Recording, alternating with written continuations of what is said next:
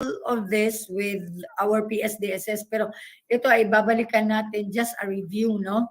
Just a review if all of us are compliant with this. So first, we were informed already of the prescribed classes. No? Kung hindi pa alam ng mga prescribed class sizes, we can let Ami Coral share with us again yung class sizes, the parameters that DepEd is following now.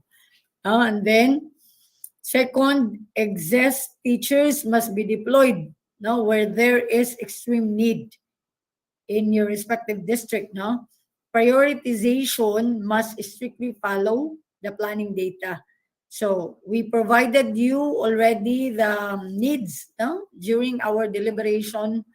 I think a month ago or 2 months ago as to the deployment of our newly hired teachers. So parang alam nyo kung ano na ang mga in terms of the districts or schools that need additional human resource. Next, teachers load and class program. I know that you were aware of this during our Dexecom or even our special Mancom.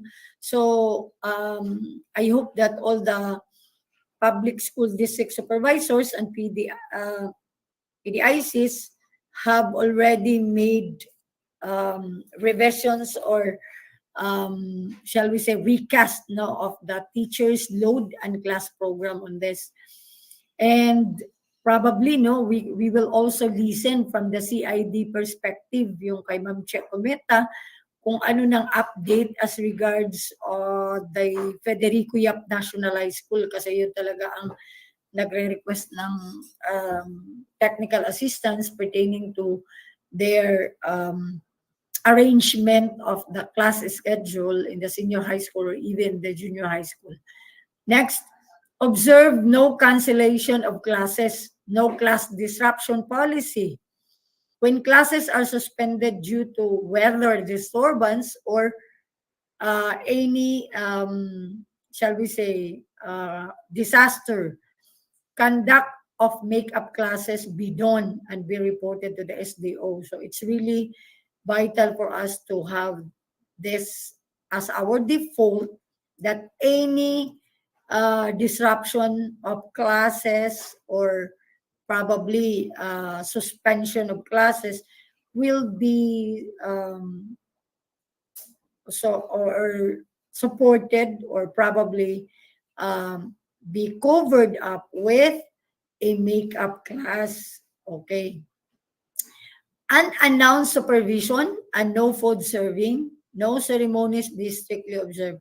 I know that you are following this, but just a reminder, unannounced supervision. O ka ng food serving, murag na batasan naman gina nato. We sometimes para encounter that one when we visit schools, but we do not prescribe that one, and we want also all the schools to be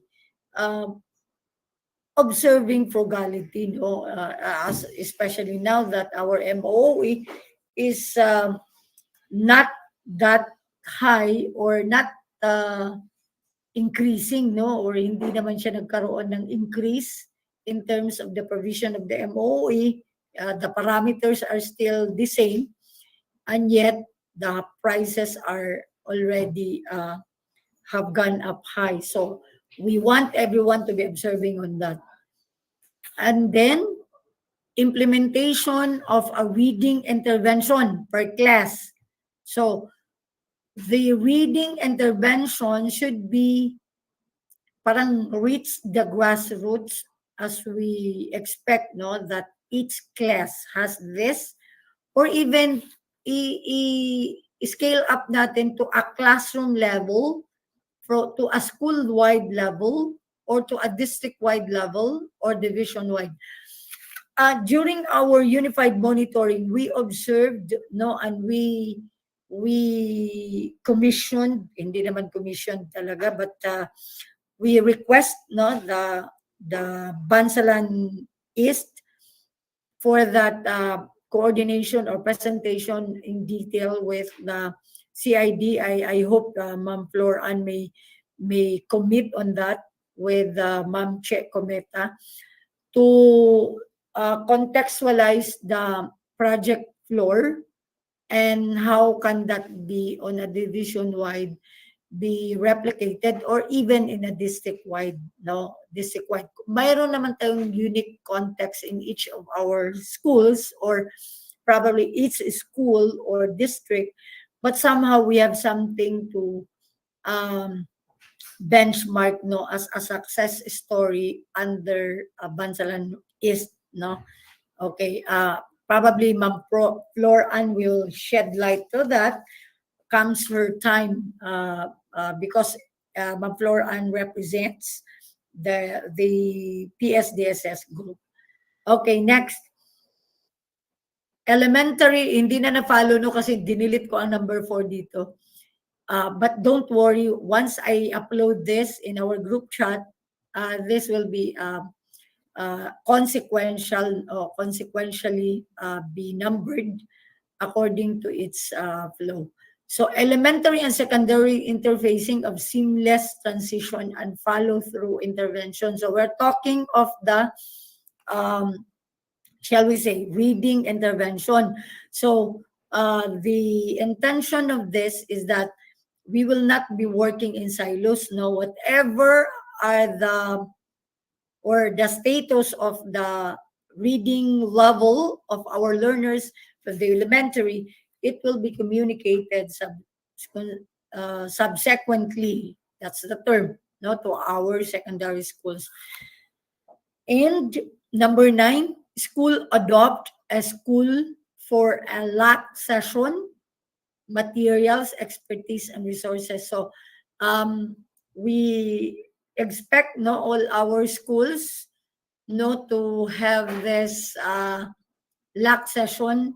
This is one of the component where we are going to somewhat provide immediate technical assistance to our teachers through LAC sessions. Parang on a bigger scale, we cannot just easily provide not capacity building, but somehow in micro scale, we can provide through a LAC session. And this is governed by policy of DepEd that each school will have like this. Now, okay. No travel be done unless sanctioned by DepEd. Okay. So meaning that includes already travel abroad or even travel within the region or outside the region that is not sanctioned by DepEd. So meaning, wala pong travel na on a personal basis na unless na nag-leave ka na official leave, may leave of absence ka. Pero kung travel ito na travel that will be on official time, it will, or even in official time, it will have, or it will be sanctioned by DepEd, no? So that's it. Now, in the same manner, business-related promos, career campaigns that will disrupt classes should not be allowed. Also, especially our private schools would be probably coming to the school or private school or even kapwa private school or even public school where they are going to have career campaigns or any activity that they would promote and it will disrupt classes. So ang default natin, anything that will disrupt classes should not be allowed. Okay. Flag ceremonies and other, ito naman ay i-share na yan ni Sir sa inyo. Number 13, all division district school heads must have in their possession at all times the milk. So I hope that each of our teacher has that and each grade level. No? So dapat lahat meron. Okay. And report class observations, mentoring, coaching by the school heads, department heads, or grade level chairmen or the PSDSS, the EPS also, be submitted, ang sinabi dito, to me weekly, to Sir Nelson weekly, but that could be done by the CID chief already, no? So that will be collated at the level of the CID chief. And the class observation is not that the class observation, the usual COT type, no, mechanics, but this time it's at a glance na nag-supervise ka, or even online monitoring that could be done, no? That could be done. So, kasi wala muna ngayong in-person that will also disrupt, no? Kasi nakatutok ang ating mga guro sa face-to-face classes and the learning recovery.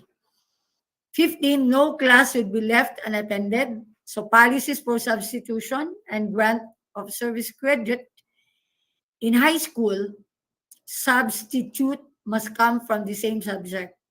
Okay. I know that you are aware of this. Preparation or same specialization, math and science for remediation, or to all other teachers. And that for elementary non-advisory teacher, may also be or may be utilized, no? Yung tatawag natin na mga wala po silang mga advisory may be utilized to manage the classrooms that are affected probably of leave of absence of class advisors or teachers managing the classes. So this will be our options for that. But if there is no more option, the school head or the department heads must be the substitute. Okay. And then school heads must be at their stations all the time. Okay. And they should first preoccupy themselves with instructions and campaign for vaccinations among learners. This will be sustained. However, if schools would, kasi there are schools, no, that are that through the LGU or probably the barangay have programs or have weekly engagement, no, of vaccination. So that can be done on a Friday, no, on a Friday. So POS and test draft must be gathered and analysis be made. It should be form part of plans for intervention at all levels or layers or levels yan. Actually, for the TOS, mamaya, no, for the test, kasi our direction, kasi na-share ko na ito during the unified monitoring, and in fact, it's fitting to give you an advance info that we are going to really lodge our e-governance for test bank. And this will be managed by our LRMS. So I'm tapping the expertise of Sir Christopher Felipe on this, and together with our ICT for the PISA-like test bank, of which that will be explained thoroughly by, or probably a prototype will be explained to you by Sir Christopher Felipe. Next to that is everyone must review test taxonomy and must have a good knowledge of what to measure, the core, how to measure, according to the taxonomy and other enabling measurement mechanism, such as difficulty index and discrimination index. Actually, this is in the analysis, item analysis, no? And then the multiple type of tests to be observed for periodical exams. Multiple type of tests, yes, really, because that will also encourage, you know, our learners to really analyze, no, and the multiple type of test is recommended for as 21st century approach, no. Okay. Now, or even in the PISA-like test, naka-multiple multiple choice man talaga. If there are those that we consider to be um, um, form part of the STEM, where learners have to provide the answer probably in fill in the blanks, but it's still the STEM will lead to the 21st century skill. No, okay. Launch, okay, 19. Launch a limit screen time for TV and gadgets. Oh, take note of this, because in our probably our kindergarten, grades 1, 2, and 3, with our latest procurement, parang I, I, I've had an information ahead of time from Sir Felipe that our beneficiaries, or those that will be benefiting that procurement, are those coming from K to 3. So it's already a caveat for all of us, no, na parang limit time screen for that.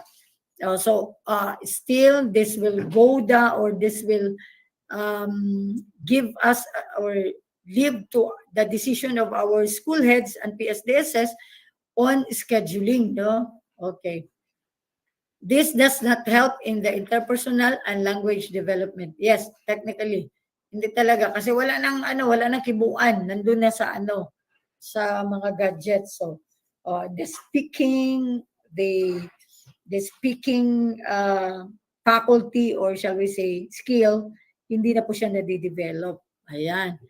Next, language for the day with usage be observed. Oh, okay. So, yeah, that's understandable. As a matter of practice, objective of the lesson be written or be written on the board or in a Manila paper. Hindi ito nakulangan nito. On the chalkboard or in Manila paper, and be posted on the upper corner of the board or chalkboard near the door. That will facilitate MBWA. Okay. So with this, we took note all of this as a reminder. No, actually, ang nagre-remind nito ang ating pong um, um, director, and the director would like to provide us also something input that will help us. No, that will help us. Okay. So, may I proceed to the next as to the DepEd manual? In the DepEd manual, there was a reminder, parang na ako. Although I had an information ahead of time, or with this, while I was still in the regional office. But sad to note, sa aking dito sa DepEd Davao del Sur, parang I was not so circumspect, no, of the um, policy, or even the details, no, of the DepEd manual. So siguro I was so focusing on the just to communicate, or probably to send communication, or approve and memorandums, or even uh, answering 888, kasama na yon. So I was surprised while Sir Nelson reminded that are we following the DepEd uh, service manual? So, parang naano ako, what in particular, sir? As regards our font size, our, shall we say, standard font in communicating or sending our communication, or writing our communication to our stakeholders, or even in the government offices. So, I was reminded then of that.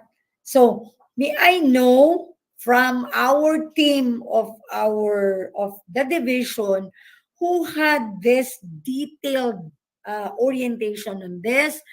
When can we have the depth or the orientation of the DepEd manual, service manual? Because I want a commitment today on this. Hindi pwedeng si Ma'am Raquel lang ang nakakaalam, or even si Kirk, or even the CID or SGOD. I want a team. Sir Felipe?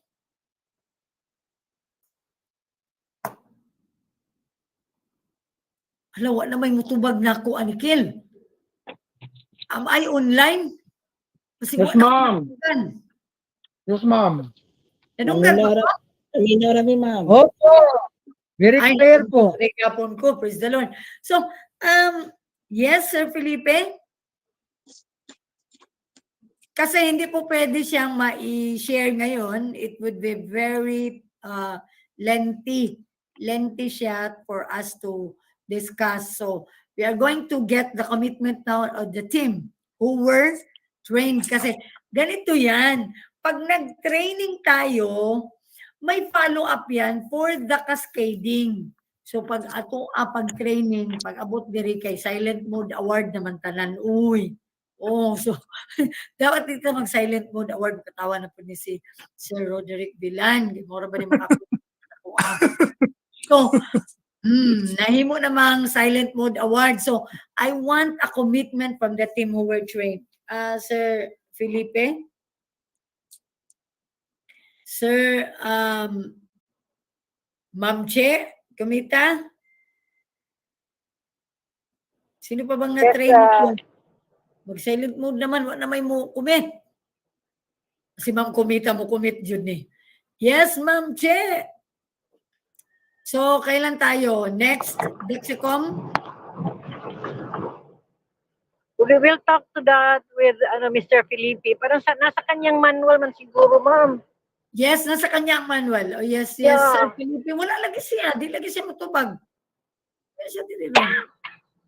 Okay, where are you? Okay, so since nandyan si Ma'am Che, no, as Chief of Sir Felipe, we are going to have the service manual input by next Dexecom next week. Ma'am Che. Okay, I'll talk to Mr. Felipe. Okay, next Dexecom. Yes, because all of us are not following this, no?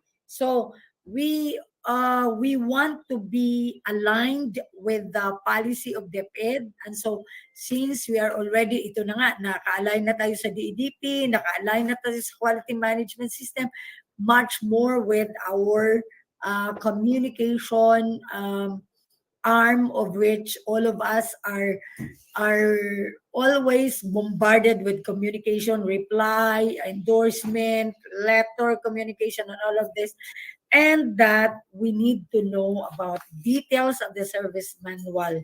So, Ma'am Che, since you committed already, so it's already a positive information for all of us that by next Dexecom, November 15, 1:30 p.m., we are going to have the service manual orientation. Noted, ma'am. Okay, thank you, Ma'am Che. Okay. And then number 3, as to the OS or OASDS concern. Now, regarding the travel, ito yon na ano ako nag-gigimon ako ng text kahapon. Mabilis kasi ang input ng Bureau of Immigration and Deportation and the Department of Foreign Affairs. So I'll read to you the advance, shall we say, information, but we are going to have detailed memorandum on this to inform the field on how we are going to mitigate our concern on this matter. So, may I share to you about this, shall we say, input coming from Bureau of Immigration and Deportation. Kasi we have encountered even officials, no, principal, nag-abroad, hindi na bumalik. Ayan. So, hindi na sila bumalik. So, ibig sabihin, the accountability, parang, hey, how can we, kumbaga, hindi naman apprehend, but how can we ensure that our respective stations and posts are not left by this personnel unattended, no? Okay, para good na mura good ka gwardiya, bago ka mohawa sa post nimo, nagyo ni puli nimo. So, in the long run, we will tighten, no, our approval on this, meaning we will be recommending to the top management that we cannot approve any travel at all, especially those abroad, without the certification coming from the school head. School heads, certification coming from the school head certifying that such particular class handled by personnel leaving the office is being undertaken by the remaining teachers, no, or whoever will take care of the class, and including the detailed program or class schedule, or for class program or loading of that teacher who will handle the class, or to show that such class is managed by this particular number of teachers. Karang maghatian na sila, no? Okay. Next to that, at the level of the top management, we will take heed into the policy of the Civil Service Commission, no? Above all, no, we will look into that. So that would be added to the policy that we will be providing, or we will be disseminating. According to the Bureau of Immigration and Deportation, because once a teacher is certified by the principal na okay, siya po ay pwedeng mag-alis kasi merong mag-handle sa kanya, then such will be communicated officially to our top management, and that the top management will reply that the details of the reply will include the following: that such teacher is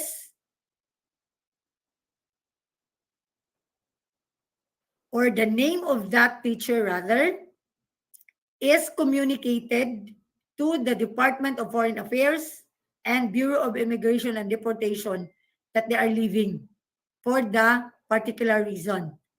And that with that, the Bureau of Immigration will be apprised now that they will be subject for secondary inspection.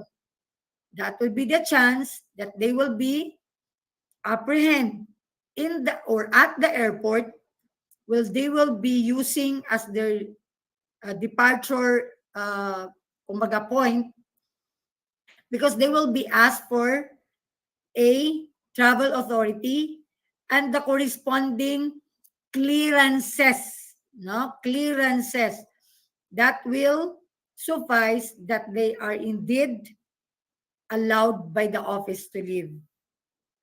And in that particular letter na communicated na rin sa bawat applicant for travel, that any deviation will be subject to civil service policy. So at least binded na tayo dyan.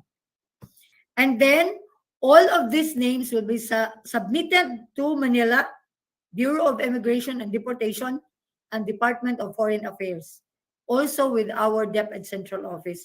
So parang apprise na ang tatlong agency for this. And that those who are actually going abroad, it is officially communicated to the host country na kani sila, nag-leave din sila for that.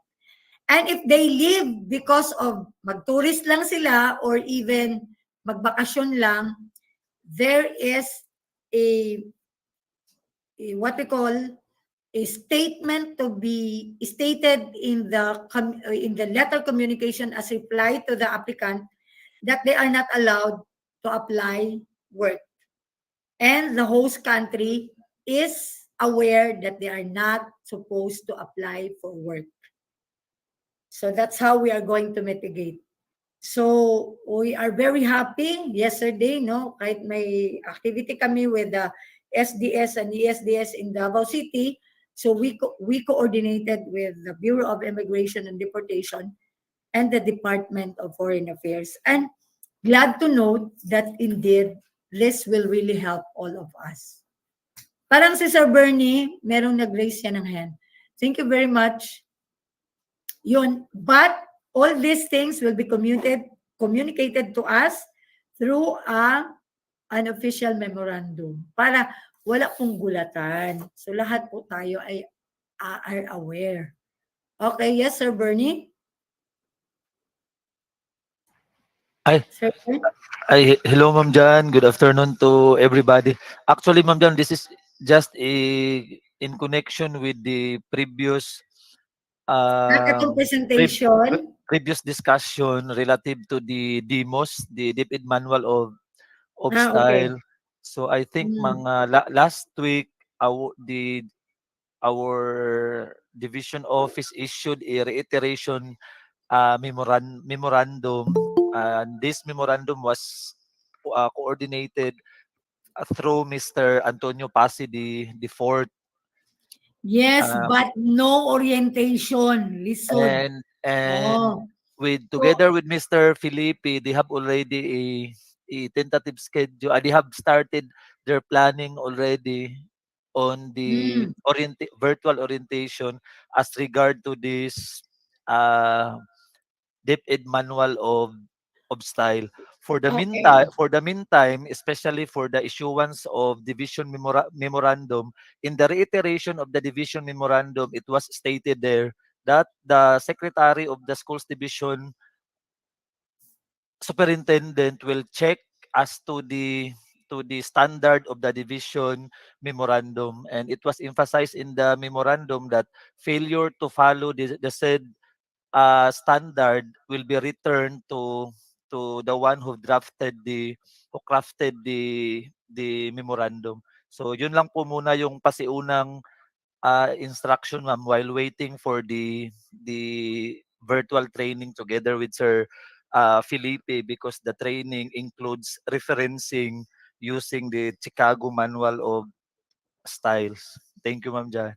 Yes, thank you, Sir Bernie, for sharing that one. That indeed we cannot assume, no, that after we disseminated the matter, everything will be going smoothly for compliance. We really need our people to know the details of this so that all of them will also be aware. Daghan kaayo na pwede baga ba ang ano, no, ang shall we say ang directive. So what we want is the most abridged and the one that is what we call this, yung practically will help our people. So we want the team of Sir Felipe to look into that and provide the details of this. So comes our next Dexecom, that will be that time that we all of us will know, and then subsequently all this will also be shared with the schools and the teachers. Okay, Ma'am Flor Ann. Ma'am Flor Ann? Yes, Ma'am Janet. Good Oo. afternoon po. Ma'am, this is regarding your the first discussion that you had regarding the no disruption of classes. Ma'am. Mm-mm. You said that it has been our default that anything that will disrupt classes will not be allowed. Ma'am, you know, in the field, no, we've been emphasizing this so much. Ang Mm. pila nagbimisig balik-balik na nag-emphasize to our school heads, to the teachers during our MANCO meetings, our school heads conferences. But much to our surprise po, ma'am, ang daming mga DepEd, ang daming mga division memoranda asking teachers to attend activities during weekdays. One example was that last week during the preparation for the regional kickoff, I even communicated our SDS kasi yun ang nagiging commotion ng mga district heads, participation of our teachers for 2 days for the preparation of the booth and just this morning, we received this Division Memorandum 570, series of 2022, requiring our teachers to attend this division seminar workshop on the development of contextualized SLMs, and that will start tomorrow until Sunday. Many teachers would really be involved. Ang dami, ma'am. In my district, ang dami from the elementary and secondary. Then, meron din akong kasamahang mga district heads discussing on this na bakit merong ganito na activity. When in fact, we've been emphasizing this and we've been hearing this right from the mouth of our SDS and even from you, ma'am, SDS, discussing the no disruption policy. But yet we've been surprised why we are having this division memoranda like this, requiring our teachers to attend activities during weekdays.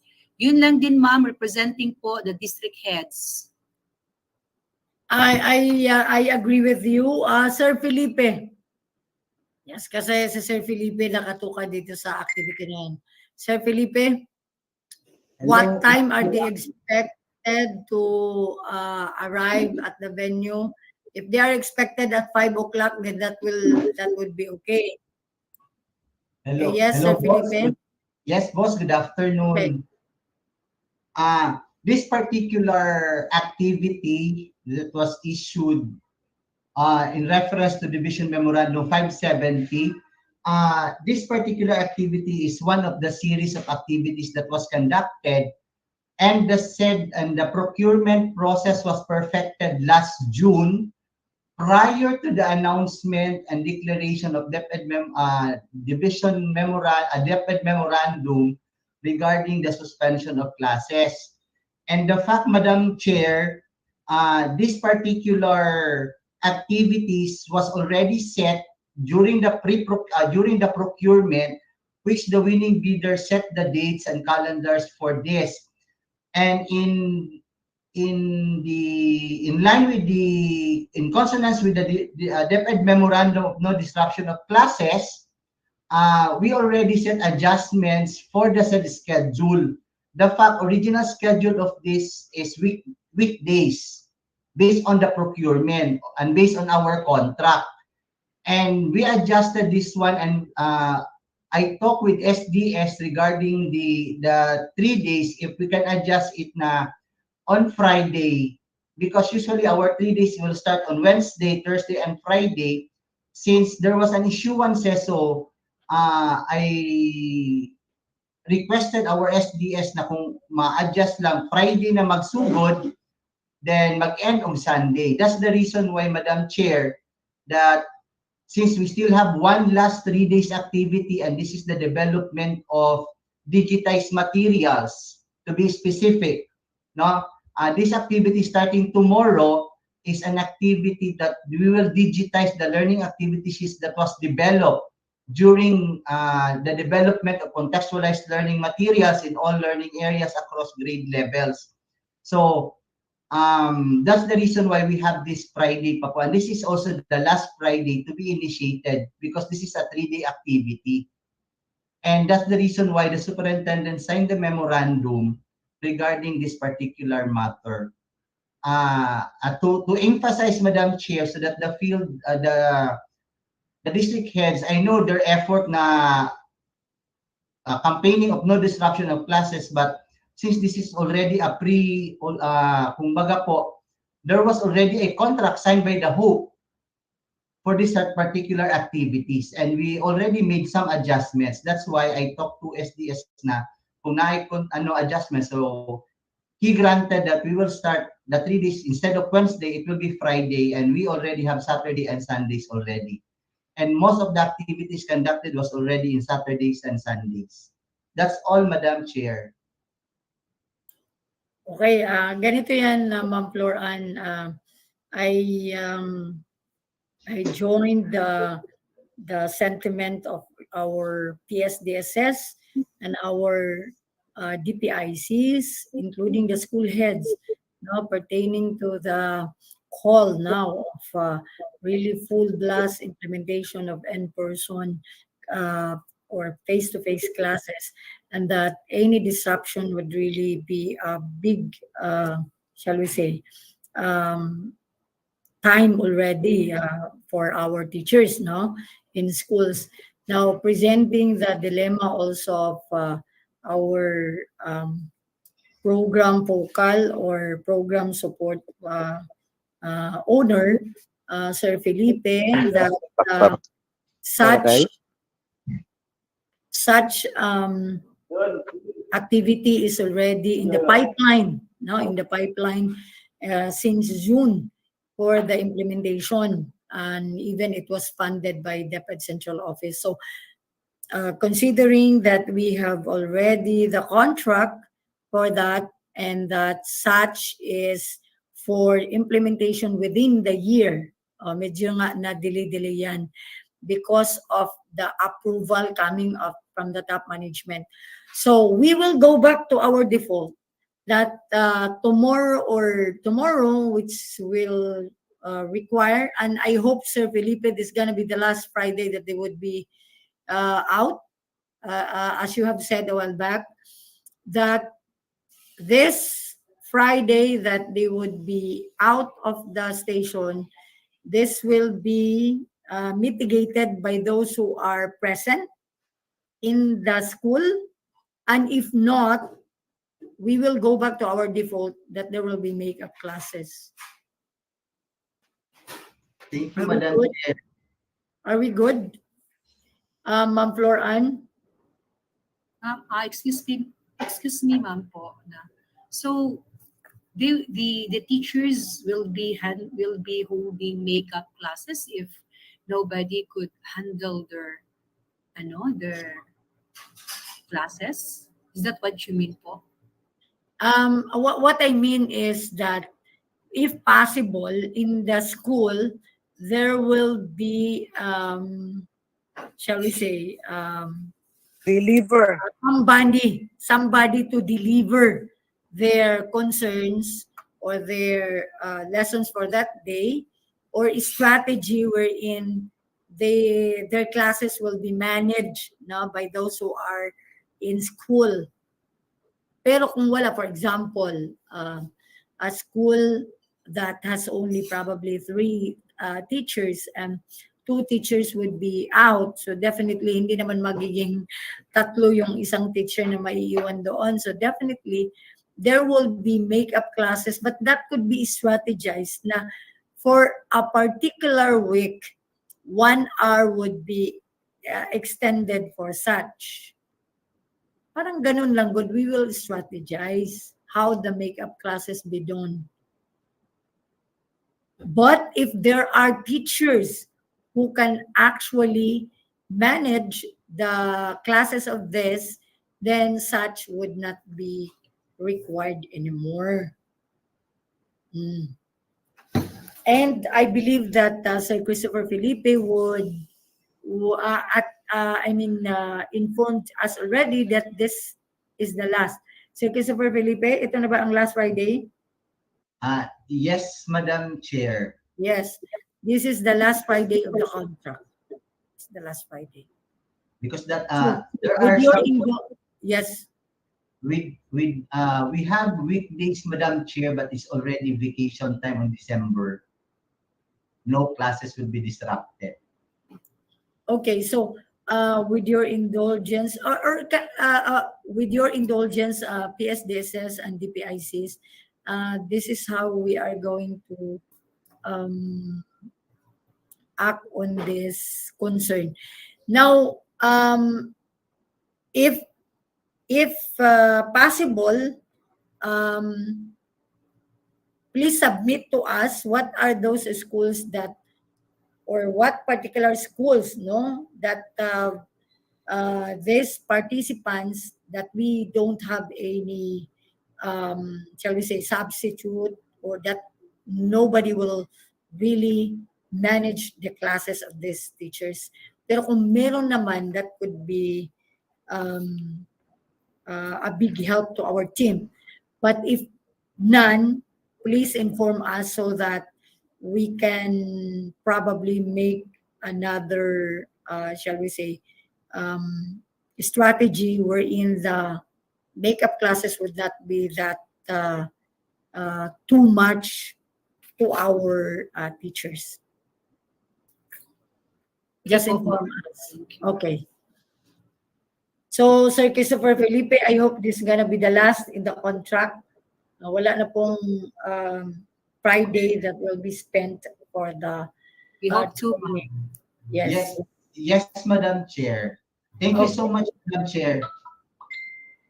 Okay, thank you. Doc Janet, can I say something? Representative from Matanawan District, from Susan Lubinsa. Oh, yes, Doc sir. Janet, Yes. Sir, right. I representing Matanawan in connection with the issue raised by Dr. Ann. Same with us, because I have about almost 10 teachers to be utilized on this training, and I do not know how to handle them when they attend training tomorrow. So I hope whatever strategy can they share that to us. Thank you so much. Sumurag mo anak ko sa imong school kaya ako mo manage diya, sir. Ano lang ma'am, guide what to do. Are we going to have? No, we can handle. We can handle. But Okay, I think okay. at least you are informed. At least you're informed that we have this situation. Oh, yes, yes. I understand. And I really appreciated no the effort of the PSDS. Yun talaga ang purpose natin of this Dexecom na expanded siya so that right there and then maririnig na natin ang feedback sa field. And I appreciated Ma'am Floran and the concern of Sir Raiki Buat. Sir, kung kailangan mo ng additional manpower, punta kami, sir. Sige, sir. Thank you, ma'am. Thank you. Yes. Okay. Thank you, Ma'am Janet. Thank you. Thank you, Ma'am Floran. Shin, shall we go to the next? Yes, ma'am. Thank you very much, Dr. Veloso, for your updates and inputs. Now we move on to the CID updates. Let's welcome Madam Cherilyn Cometa. Ma'am.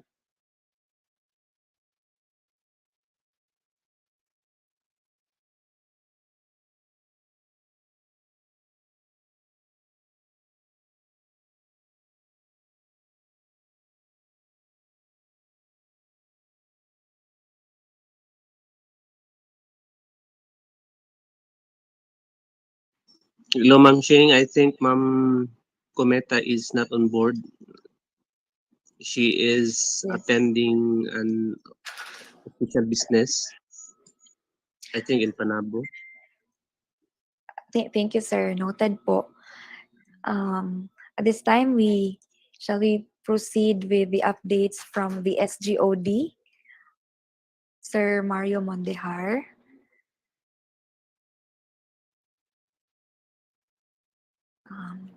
Good afternoon, Ma'am Jane. Good afternoon, everyone. Sir Mario Mandihar is on leave this afternoon. So, in his behalf, I will be calling the focal persons of this office to give their updates. But before that, I would just like to give my update on the submission of the school governing council functionality tool, that the deadline would be on November 11. That would be tomorrow. As of this very hour, only 12 secondary schools who have submitted their tool or accomplishing their tool. These are the following. We have Salud Cagas National High School, Federico Yap, New Katipunan National High School, Barayong National High School, Sulup National High School, Tudaya National High School, Bulton National High School, Marber National High School, Perfecto Sagarino Senior National High School, DSSF, Padada National High School and Sinawila National High School. I would be asking and pleading to all our district supervisors to please inform our or remind our secondary school heads to accomplish the SGC functionality tool po. And for the next update, I will give the virtual podium to our dental section. We have Doc Nancy. Doc. Yes, thank you, Ma'am Jessie, and I would like to say good afternoon to this August body, all the members of this Dexecom. Um, I just want to raise an issue with regards to the dental services in our division because we, the dental personnel, already going around our our schools, and it is a process that when we go to our to conduct dental checkup and dental examination to the various schools, if there is a need for dental intervention like tooth extraction, especially for those that needs oral urgent treatment and even restorations for such kind, we refer them to the clinic hubs. So in the clinic hubs where their district belongs. And we've been doing that for like since the beginning of our classes when it is already open. My concern po is since there is no guidelines as to the provision of because there are consumables that will be used during the process, and as of the moment there is yet no guidelines that was being released by DepEd on the school dental healthcare program as to the provision of some consumables when we cater as learners from the various schools. I understand that all the supplies that were given and were provided in our clinic house is intended for all the schools, the satellite schools belonging in that district. Um, Yan lang po ang gusto kong i-raise. As of this time, pwede naman ang ginagawa ko po is, like for example, I give an example like yung ating mga paper cups and paper towels, we usually provide them because may extra pa po kami last procurement dun sa ating old division office. However, since they are consumables, there will come a time that all of this all of the supplies will be used and it will run out. So yan lang po ang aking concern as to what would be the pleasure of the district o kung ano ang magiging proseso po. As again, I've said, wala po tayong guidelines pa official from the central office, particularly in the Bureau of Learner Services Division on the school dental health program with regards to this issue. But I believe that at the district level, you can, pwede naman po siguro na ma-discuss po ito sa inyo if we would wish to continue with our services. So yan po, yung my particular issue is on the consumables that will be used. Actually, mga paper cups lang yun, mga paper towels, yan lang naman po. For now. Kasi yung mga dental anesthesia natin, may coming procurement tayo, so magagamit po po yan. So yan lang po. That is my main concern. Thank you very much for listening. Thank you, Doc Nancy. Let's welcome our social mobilization focal person, Sir Bernie Kilaton, for his update. Sir Bernie.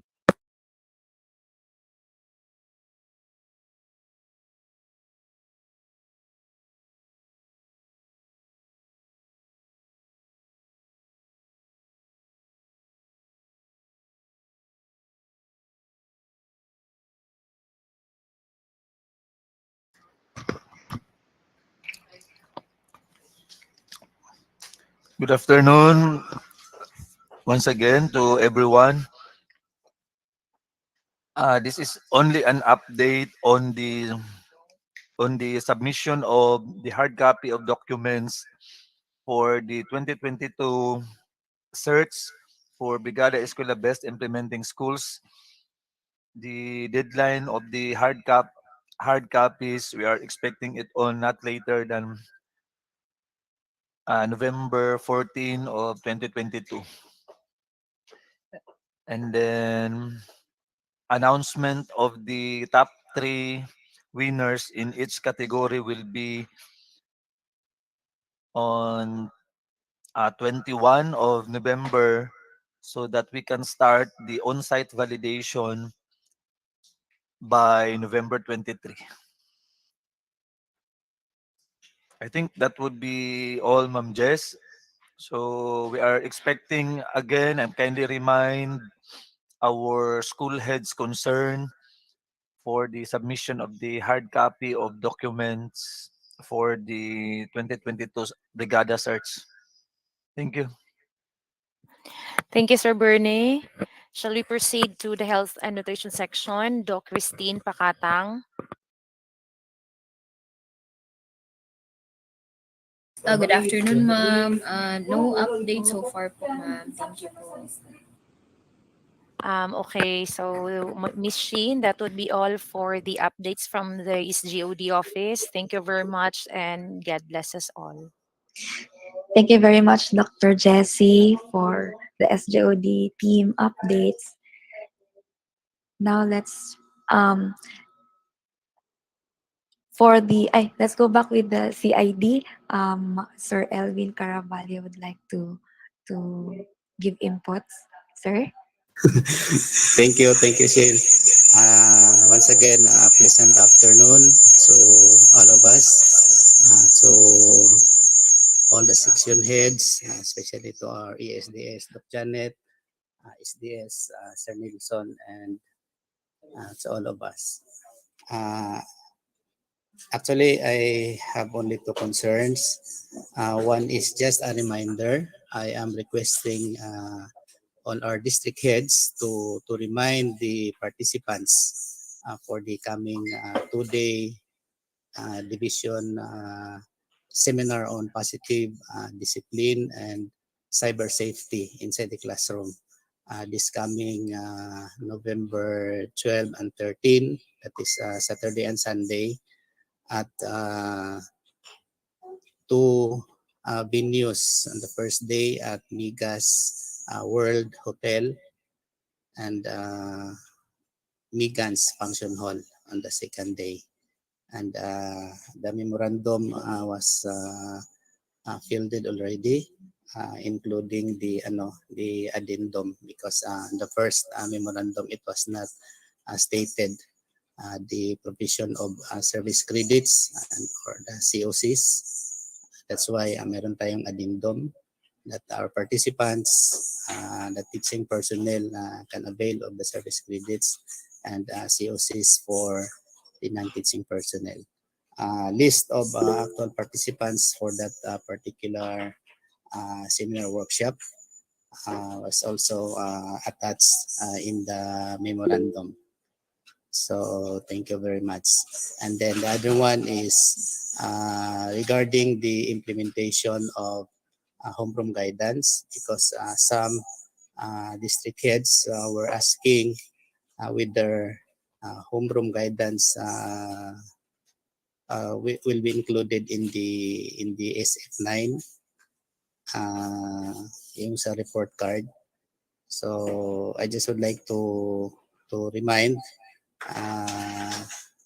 our district heads to inform also our school heads and our teachers, siguro na nakalimutan na lang ng iba, that homeroom guidance will not be included in the SF9 because we have a separate checklist, individual checklist for that homeroom guidance. But it should be attached also in the SF9 as supporting document for that particular for the implementation of homeroom guidance. Actually, it was stated already in the memorandum. It was given already to our coordinators, even to our district heads. I have forwarded that memorandum regarding the implementation of homeroom guidance. And that would be all. Thank you very much. Back to you, Shin. Thank you very much, Sir Elvin. Shane. Doc Jessie? Shane, I only have one question for Sir Elvin pertaining to the activity or his activity this coming November 12 and 13, because some of the participants also of the capacity building on gender and development on November 12 are his participants also on November 12 and 13. So I guess Sir Elvin, mo lang ko dira sa imo ha. Ano niya Sir Elvin atong istoryahan. Thank you po. Sige, sige, Ma'am Jess. Sabot lang ta. Opo, opo. As to the schedule of Attorney Sanchez, I think it was already arranged. Yes po, sir. Because, Yes po, sir. Attorney Sanchez is also one of your facilitators in your training, and he is also one of the facilitators in our seminar. Pero I think we have already arranged that. Yes, sir. Ang atuan na lang participants ay nagka-clash po. Sige, sir. Mag-istoryahan na lang taon niya. Thank you Sige, po. sige, okay, thank you.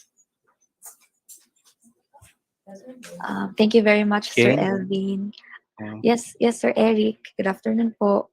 Good afternoon. Good afternoon po sa lahat, kay Ma'am Janet and all the rest of the Dexecom body. I'd like to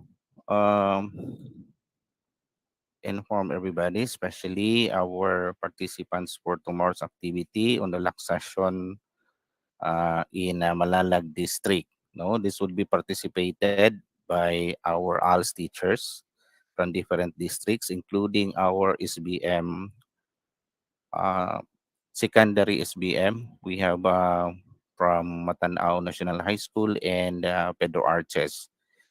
Regarding on that, the venue would be in Malalag, no?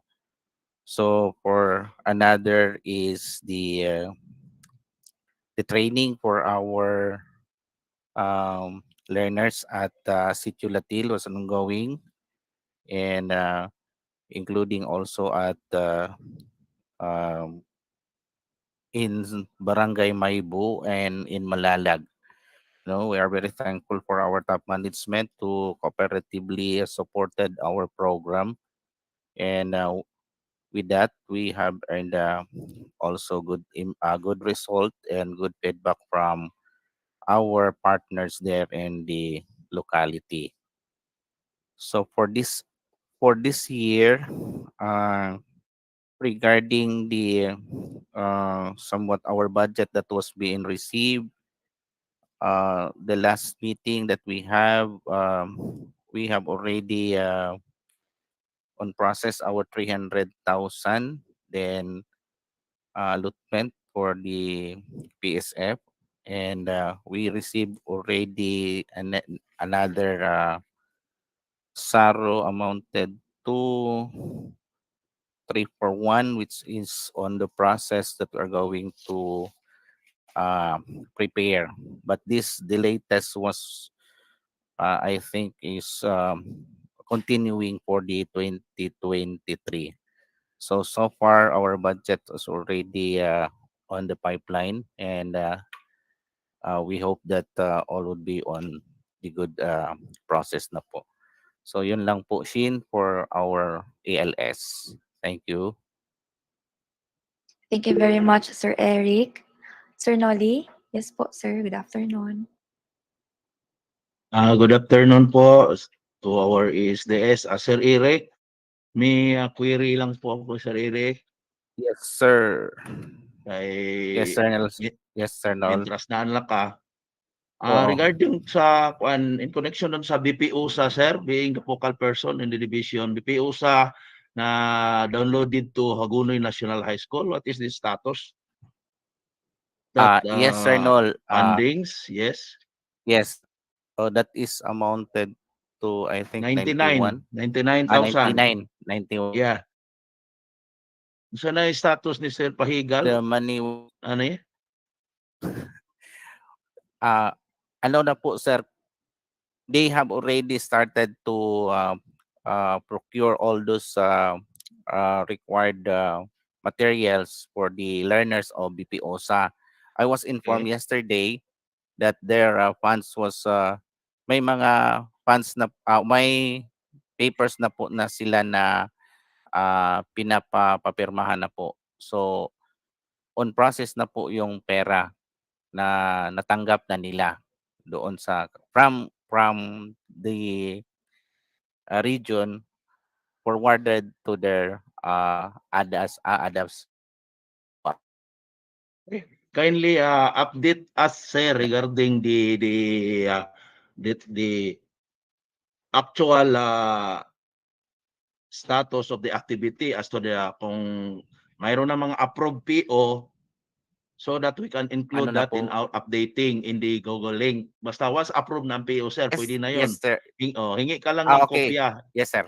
Furnish mo lang ang office natin, sir. Salamat, sir. Yeah. Okay. Thank you.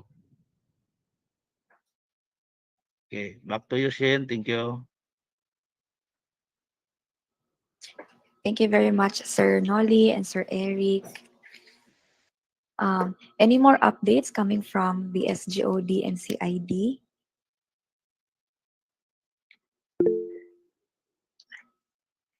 Ma'am Che, good afternoon, ma'am. Good afternoon, everyone. I'm sorry, I'm on my connection is on and off because I'm on my way home from Panabo, attending the IPED blessing of the regional center in Panabo. Uh, with regards to the status of Federico Yap, Ma'am Janet, I would like to inform you na it is already in place and we have already arranged the schedule of the senior high school into 2 shifts. So okay na ang Federico Yap. And another thing also, I'm very, very sorry for the claimor of the PSDSS on the suspension. I will using the teachers. Sorry kayo, but the contract was signed June pa. So we are, Christopher Felipe have already arranged the schedule 3 days manggod. So magamit good ang Friday. But we are happy to inform you na last Friday na lang good ugma na magamit ang mga teachers. No? And that would be for my updates. Thank you, Shen. Thank you very much, Ma'am Che, for your updates. Any more who'd like to give updates? Yes, Sir Nolly. Ma'am She, may konting query lang ako kay Ma'am Kumeta. Yes, Nol. Katong sakuan dito, ma'am, yung sa Metro Arches na SPED, unsa na status sa papilis adto, ma'am? Pero gabitay pa jud to ang iyahang kuan diri, ma'am. Funding support funds, wala pa yung movement. Okay, I will call.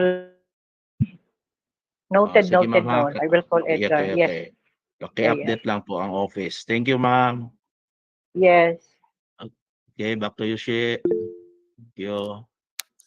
Thank you very much, Sir Nolly and Ma'am Che.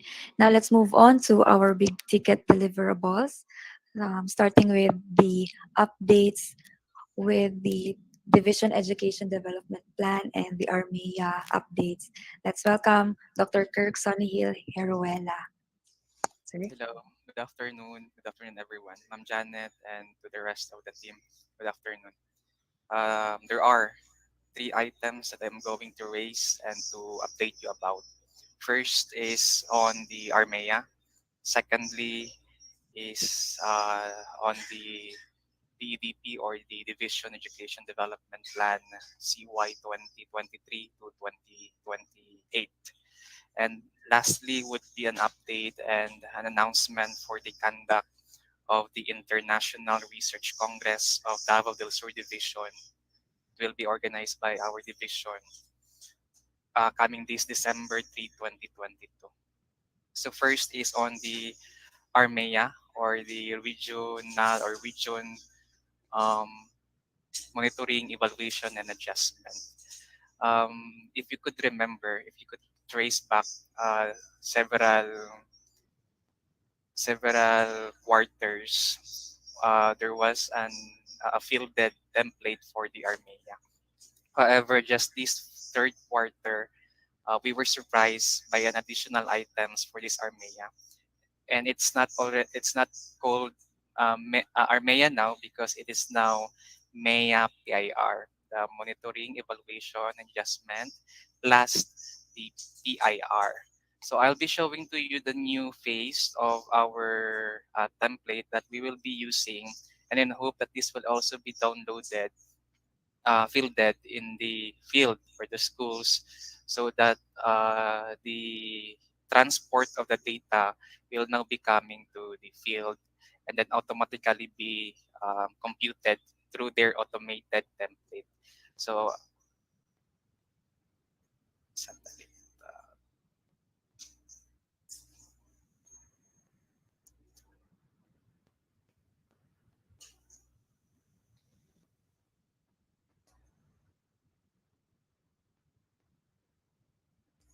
So this is now the new interface or feature of our MEA PIR, and it has to be also communicated to you since this will also be downloaded to our levels. So, and Sir Nelson actually also wanted to relay the message, especially on our commitment, especially on this commitment. Sandali po, nasira yung.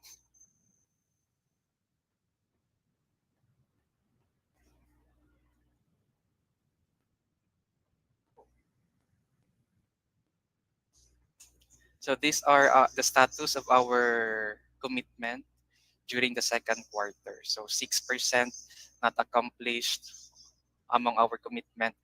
Fully accomplished is 47, through with our partially accomplished. So nag-prompt po si Sir Nelson, especially on OSDS, SGOT, and CID on the items na partially and not accomplished pa po. Especially ito daw pong atong zero ang not accomplished, the equipped vacant tent with necessary materials and equipment to make it conducive for clients. Because this has been captured, this item has been captured by the region. And then also to the SGOD, the partially accomplished items like the RM programs, ito po siya lahat. And then for the CID, itong isa. And then for our gaps naman, ito po yung overall gaps natin. So a great number of percentage of gap is in the inspection and evaluation of building for demolition. So from alarm din po ito ni Sir Nelson. And then yung dental service, pero na-explain na po ni Doc kanina. And some other great percentage of gaps na nakalagay naman po dito. However, yung pinaka bago dito sa ating MEA PIR ay itong PIR mismo. So these items are coming from the central office, and then cascaded to the regional office, and then down to us. So we will be conducting PIR quarterly na po. And what are those items or line item or PPAs na nakafocus yung PIR? Nandito na po siya sa template, and I am going to also give this template to each functional division for our reference and guidelines. So it is also already indicated here anong office po yung naka-assign or concerned office nandito po banda. So HRMO, ito po CID, ito po yung kukunan natin ng mga data. And then the PIR reporting is accumulative from first quarter, second quarter, third quarter.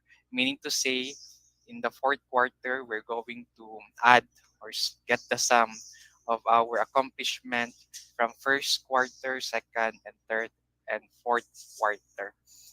And then we are going to see the difference and compare it against our annual target. So ito yung ating performance in terms of PIR. So marami pong zero, marami din po, although maraming 100% accomplished, meron din pong mga items na may gap. Especially ito po, yung mga wala. So yung mga walang bars, ito yung mga wala tayong annual target tsaka accomplishment. Ito yun yung sa equity naman, meron tayong mga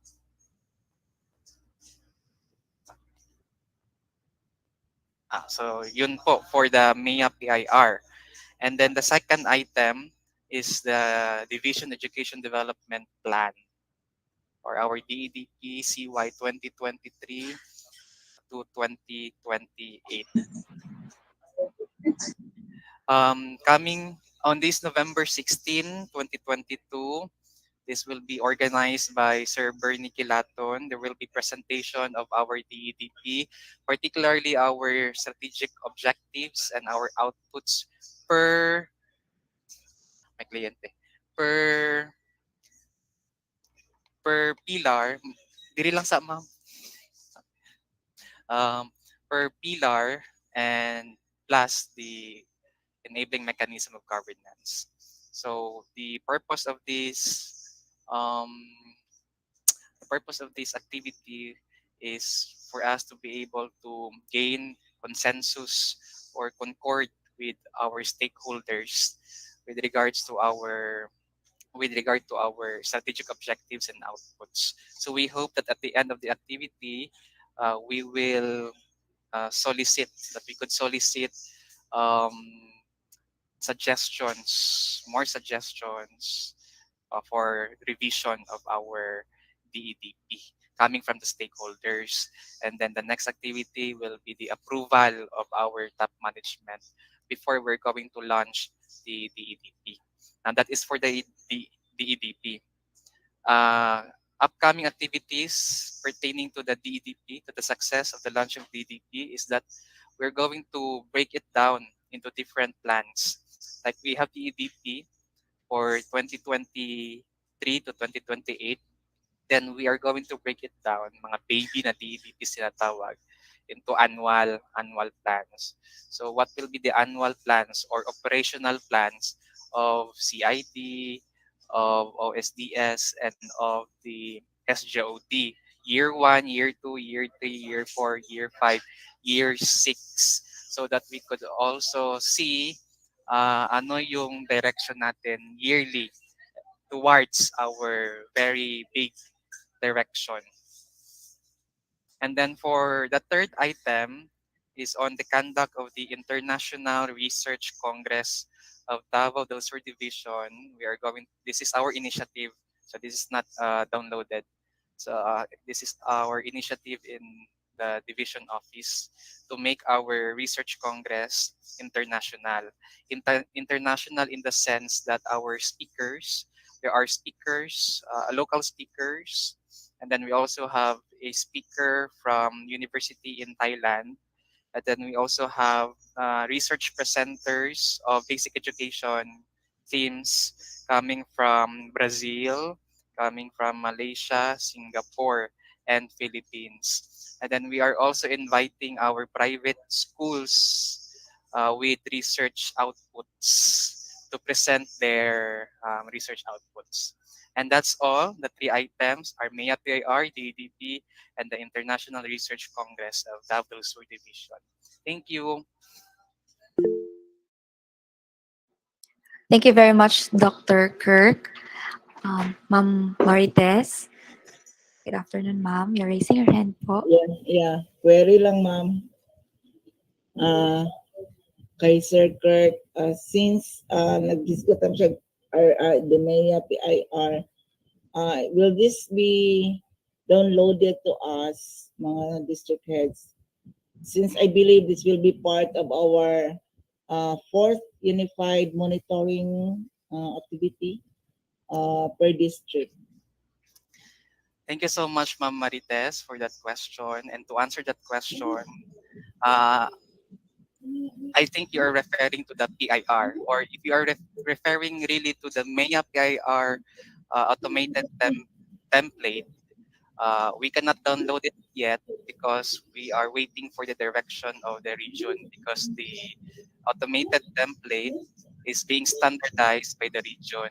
And since we are a division office, we need to also wait for the direction and for the go signal of our quad, the division in the region, quad, for us to download this template because there are still things to be finalized and to be improved and it needs to be innovated actually. But if you are referring to the PIR, Ma'am Marites Ungab, the items in the PIR, we are going to download this PIR.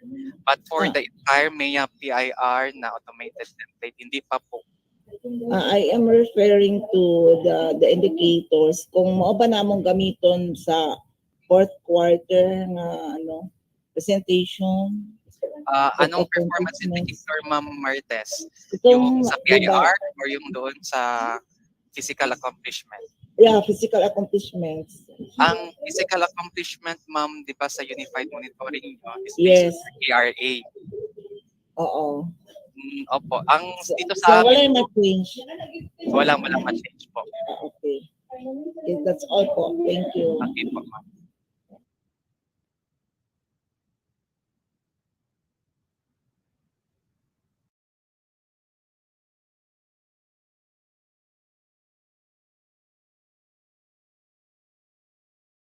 Sir Kirk. Yes, Ma'am Janet. I in anticipation, I appreciated the question of Ma'am Marites, no? Of what are we going to expect in the fourth quarter unified monitoring? So basically, you give the input na, Sir Kirk, coming from the MAYA PIR from the region, because most likely we cannot be off tangent to that. And if we are talking ABC in the school level or even in the district level, then that would be the same ABC that we would be talking to the region. So what I am saying is that probably at your level now, being our focal of the MAYA PIR, look at it strategically. What are those that we can scale up from the prototype template that we have in the third quarter that we can embed and improve in the fourth quarter. And that will be the direction that the question of Ma'am Ungab would like to. Tama ba, Ma'am Marites? Yes, ma'am. That's it. Oo. Yun. Kaya basig makurata na po ni ba? Makurata na po daw sila. Yeah. May na makapanganda, makapanukad. And I am hoping that before we will do the unified monitoring presentation, ma'am, we will be the indicators will be discussed to us so that dili may kuratan pag abot sa mga presentation tapos ino na lang ay dili dapat inyo nga ang target, dili dapat ang statement ingon na ana. So at least we know we have the same direction ba in all the districts para po medyo makuratan, ma'am, on the day of the presentation. Yes, especially. Receive. Yes.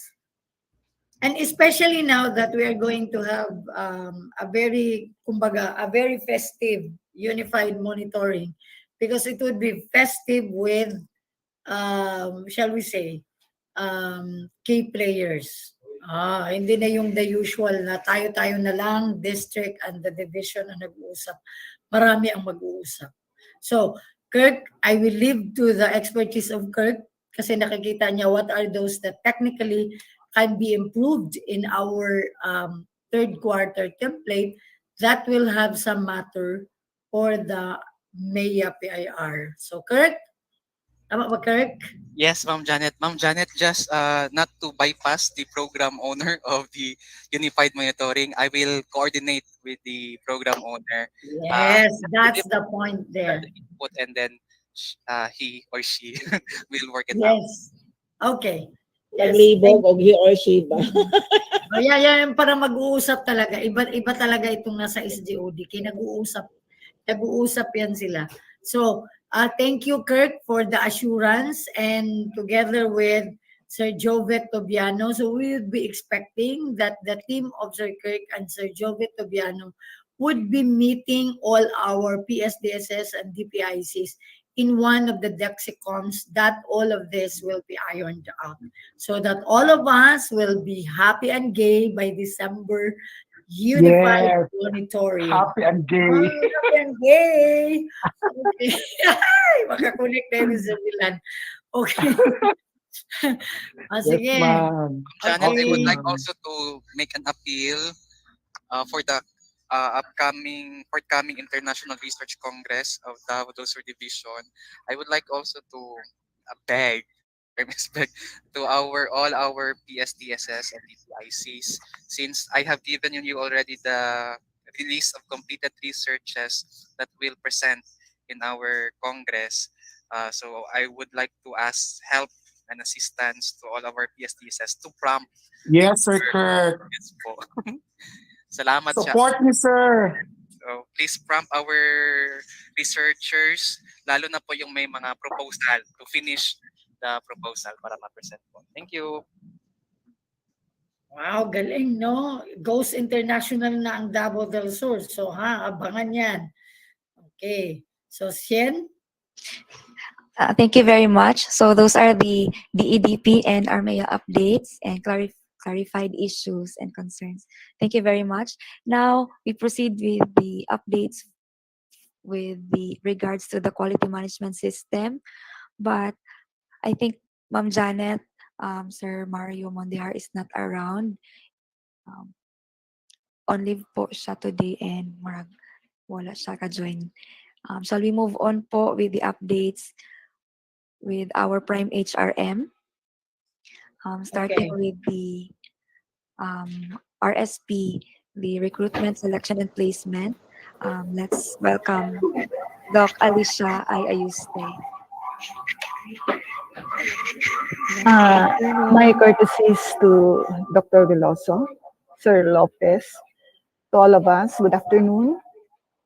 For the Prime HRM on RSP, we have accomplished the following. We have that revised RSP process flow. This flow was already presented during the Division Unified Monitoring. Second, we have this updated posting of the RQA for the vacant items. Adjacent to it is the list of appointed personnel. This is posted in our HR Facebook page, and in the conspicuous places, especially at the lobby of this office, we lay our Stanley board there for posting purposes. Also, as part of the RSP process flow, the HR office is sending communication to our applicants regarding the status of their application. I would like to inform you all that the RSP team, especially the HR people, are on the process of updating our ERs focused on the following: recruitment report, staffing pattern, and a lot more. With this task, we need enough time to do the updating of our RSP ERs, because during weekdays, our HR personnel are so busy preparing the appointments of the newly hired personnel and appointment documents for validation of the civil service. So I think that's all. Thank you very much. Thank you very much, Ma'am Alice, for your updates. And now let's move on to the rewards and recognition. Sir Ruben. Hello. Hello, sir. Good Thank you. afternoon. Thank you. Good afternoon, everyone. Now for the RNR, I would like to remind everyone on our division memorandum number 849 series of 2022, the call for the nomination for the 2022 search for the Aguila and the Eagle, and the utilization of the quality assured enhanced criteria for the evaluation and I already have posted in our group chat the updates on the submission of the nominees for Aguila and Eagle. I would like to read to everyone so that everybody will be guided properly as to who are those entries that are presently submitting their documents. So we have here the awards on the elementary school head or principal. We have from Haguno Elementary School, Ma'am Mary Phil Padillon. We have Sir Rufino Dasilio of Babuhay Elementary School, Bansalan East. Then Ma'am Hazelona of Santa Cruz Central Elementary School, Santa Cruz South. Now for the elementary master teacher, we have only one, Ma'am Joanne C. Borgonya from Hagonoy Central Elementary School, Hagonoy 1 District. And then for the elementary teacher, we only have two, Sir Archie Ramirez of Santa Cruz Central Elementary School, Santa Cruz South District, and Sir Benji Baloyot, Apolonio R. Puentes Senior Elementary School of Hagonoy 1. For the secondary school head or principal, we only have one, Ma'am Leia Reyes of Lapu-Labaw National High School, Hagonoy 1 District. Then for the master teacher in the senior high school, we only have one, Ma'am Juesa Presbitero of Matanao National High School, Matanao 1 District. And for the senior high school teacher, Maurice Dens B. Bakaling of Santa Cruz National High School, Santa Cruz South District. And for master teacher in the junior high school, we only have one, Sir Junor Adolfo of Santa Cruz National High School, Santa Cruz South District. Now for the non-teaching, for the Eagle, we don't have entries. So I am reminding all our district supervisors to follow up and to fast track the submission of your entries for the non-teaching and as well as for the Aguila. Now, we don't also have an entry for the public school district supervisor.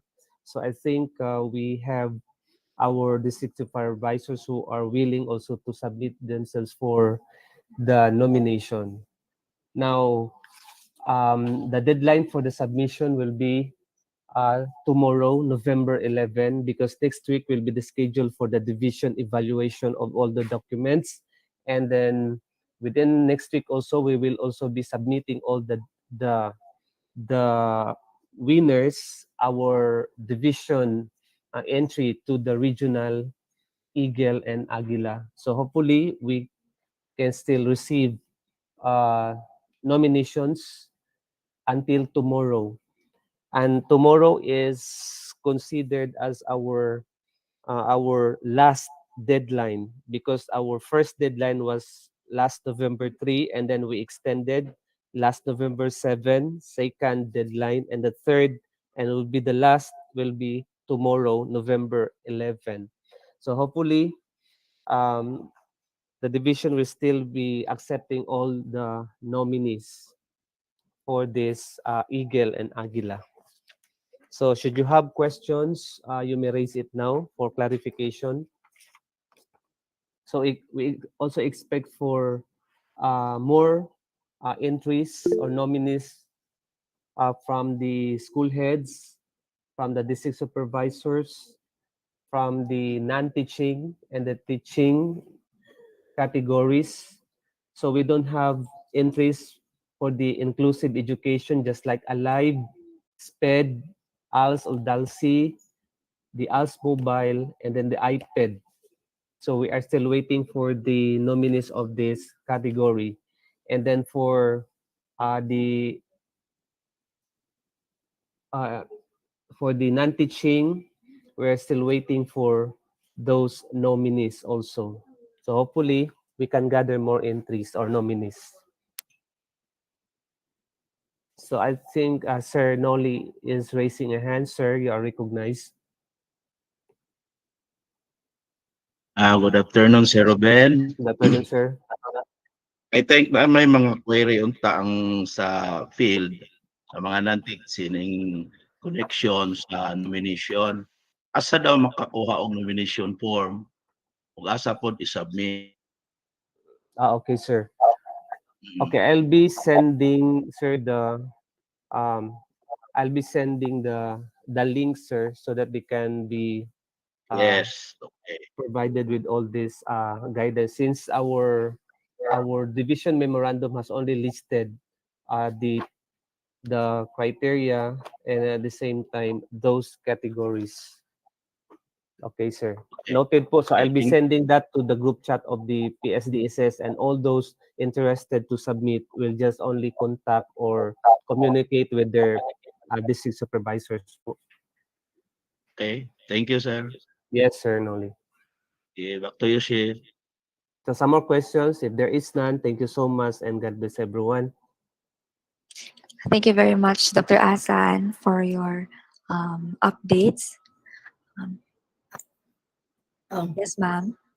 may pahabol lang ako ha. Ganito ha, sa mga PSDS at saka sa DPICs, ito naman ay I will include this as form part ng parameters natin sa atin pong deliver, or shall we say sa ating IPCR. Kailangan makaproduce tayo ng mga winners ng ating Agila. Kasi ang eagle dito yan sa division, sa non-teaching, or even in the field, pwede namang may non-teaching. Di ba, Ruben? Pwede namang may non-teaching. Yes, Doc. I am encouraging, murag dili na siguro encouraging, murag palo-palo na ni. Murag kung dili madagla ba, palo-palo. I want all PSDS and DPICs to have entries. May entry tayo dapat sa Agila or even Eagle. Kasi tingin natin, baka hindi manalo. No, wag isipin yung hindi malalo.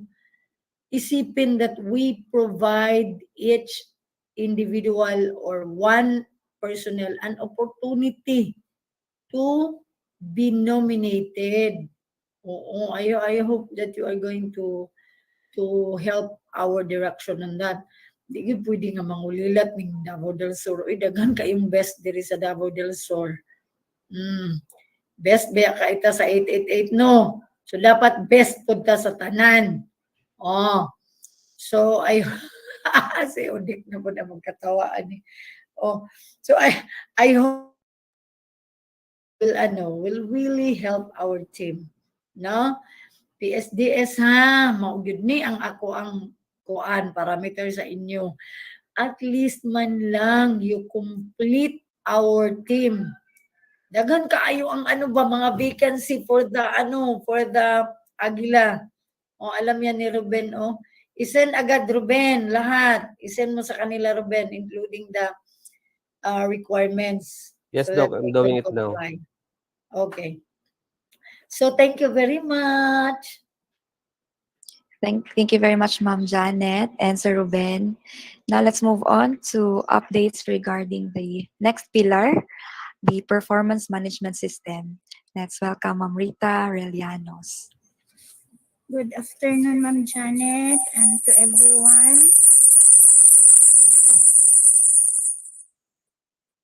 For the performance management system po, as I had said during our convocation Monday morning, that as the performance management systems documents had been initially approved by the civil service, ours will only be to intensify on the advocacy po for performance system, so that we would like to, if given the opportunity, to go to the field to start validation if all our ay sorry po, inubo po, in order to verify or validate if our process flow and exact timelines were followed po.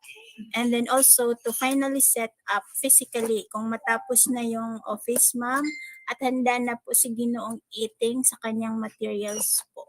Yun lang po, 4 p.m. Maraming salamat sa lahat. Thank you very much, Ma'am Rita. Now let's move on to the next pillar, the learning and development system. Also, to give us updates regarding the e-governance initiatives, let's welcome Sir Christopher Felipe. Sir? Good afternoon. Okay, good afternoon. Thank you, Shane. Good afternoon to our SDS Sir Nelson, to our ASDS Ma'am Biloso, to the Chiefs of Functional Division, CID Ma'am Che, SDOD Sir Mario, fellow servants of this department, good afternoon. Allow me to share my screen.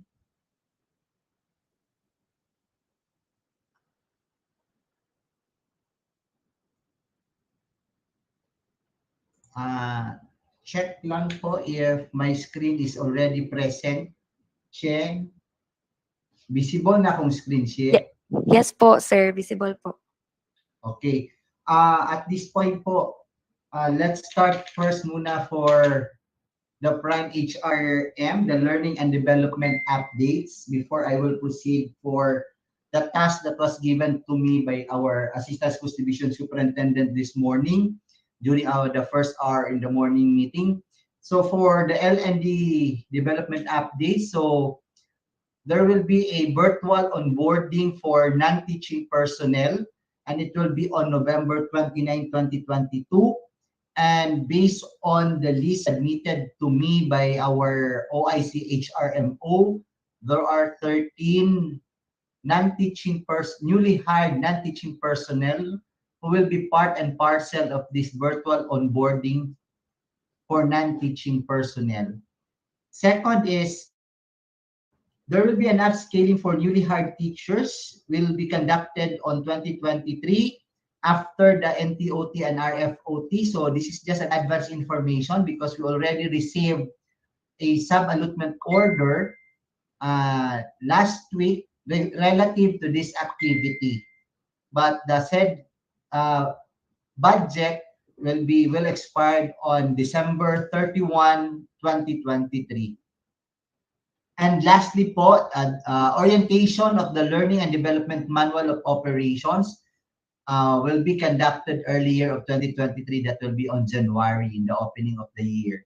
So that all schools will be ready on how to implement the learning and development from the division level down to the school level po.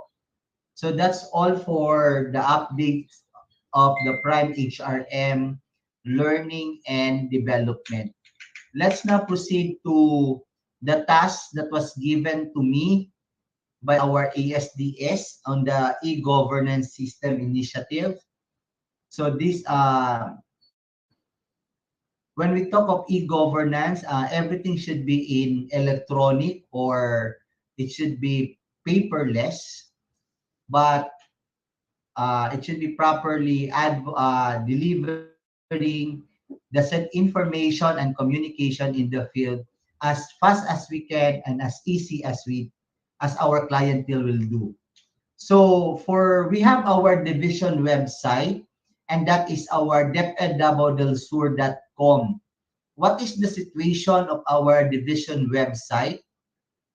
So at this point po, the contents and its basic details were not updated, no, except for posting of items and results of promotion. So in our website, I saw the last was October of 2022. There were posting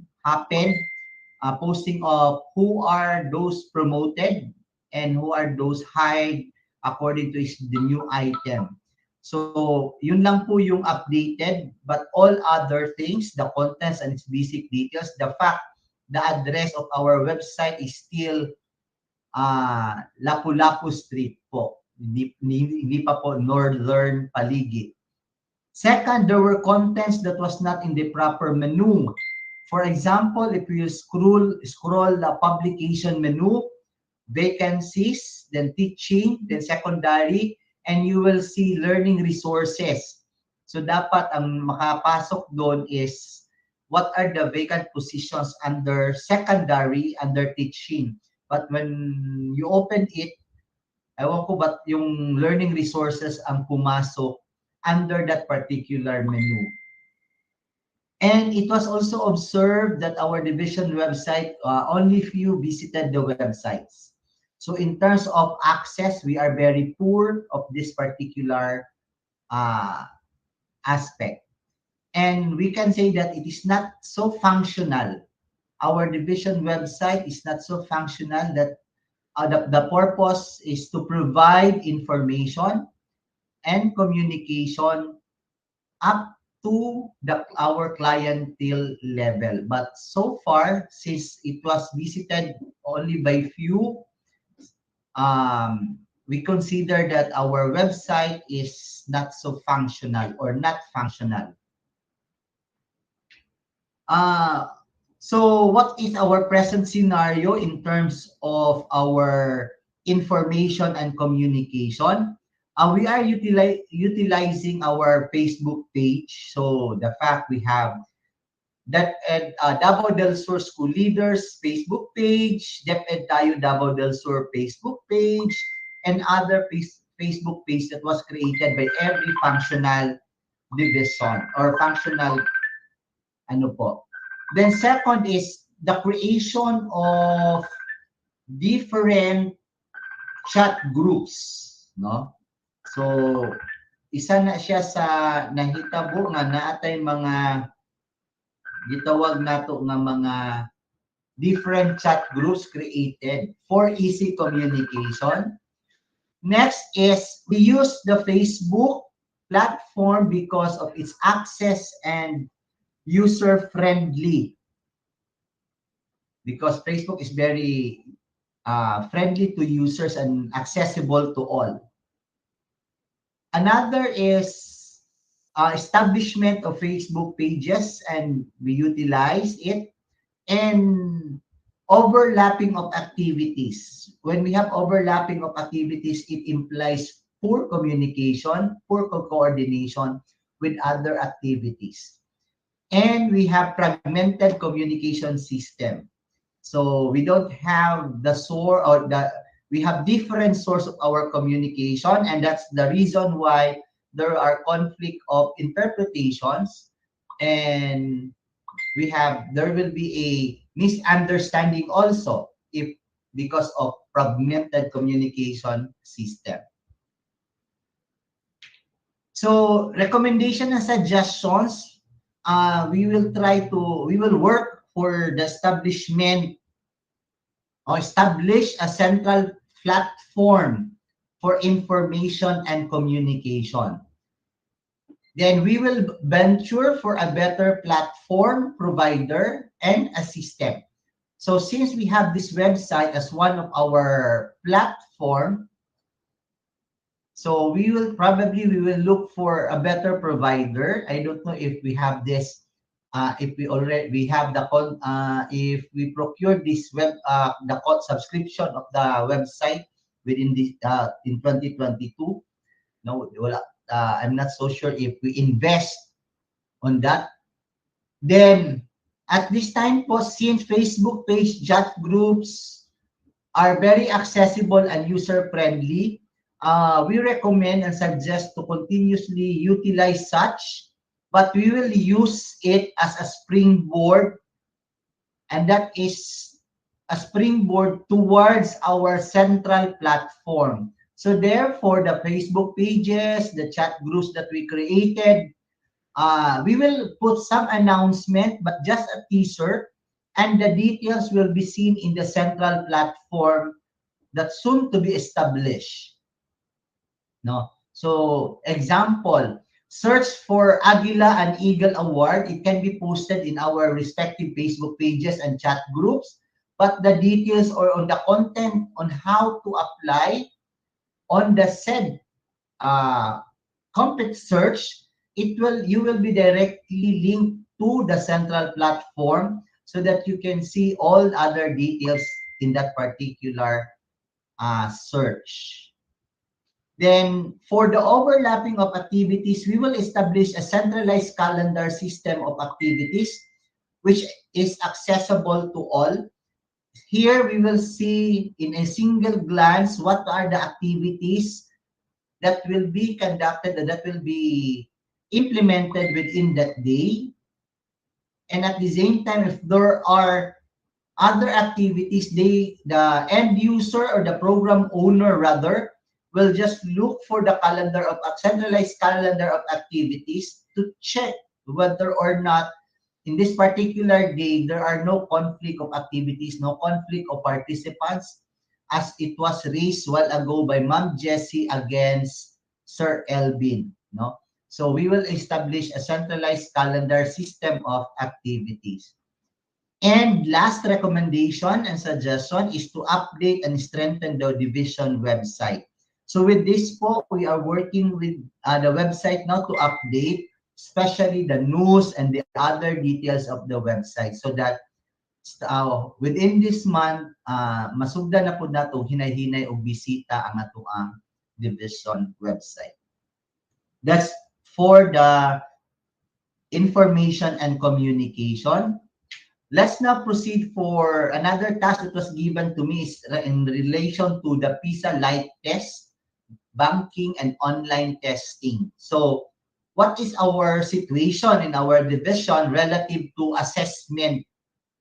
So, we don't have test bank or repository of assessment materials.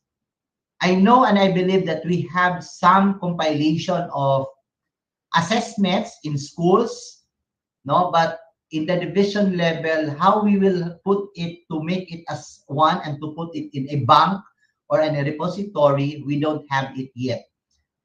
Second is we don't have division assessment framework developed or crafted as our basis on how to manage assessment in our division.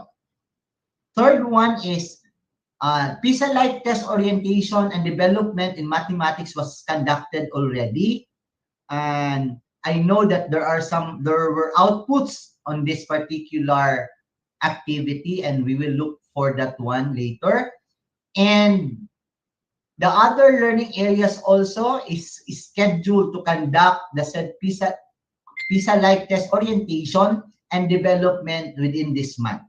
So we are looking forward for this, no, for our PISA Light Test and test banking and online testing.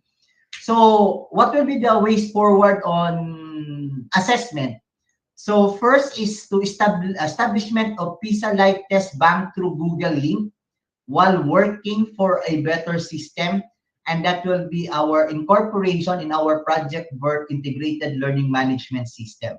So after making the link po on the Google, so we will marry this one in our project work ILMS so that it can be easily accessed by our teachers and our learners.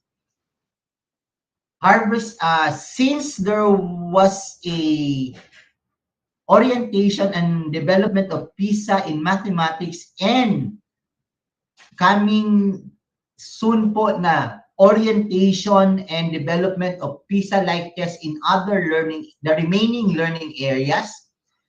So their output will be harvested, but it will again pass through a process and it will be quality assured by the quality circle of each learning area before it will be put in our repository.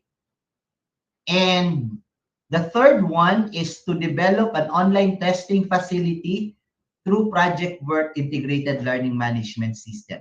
So that will be our ways forward on our PISA Light Test banking and online testing. The last po is my update in regarding the learning resource management section. First,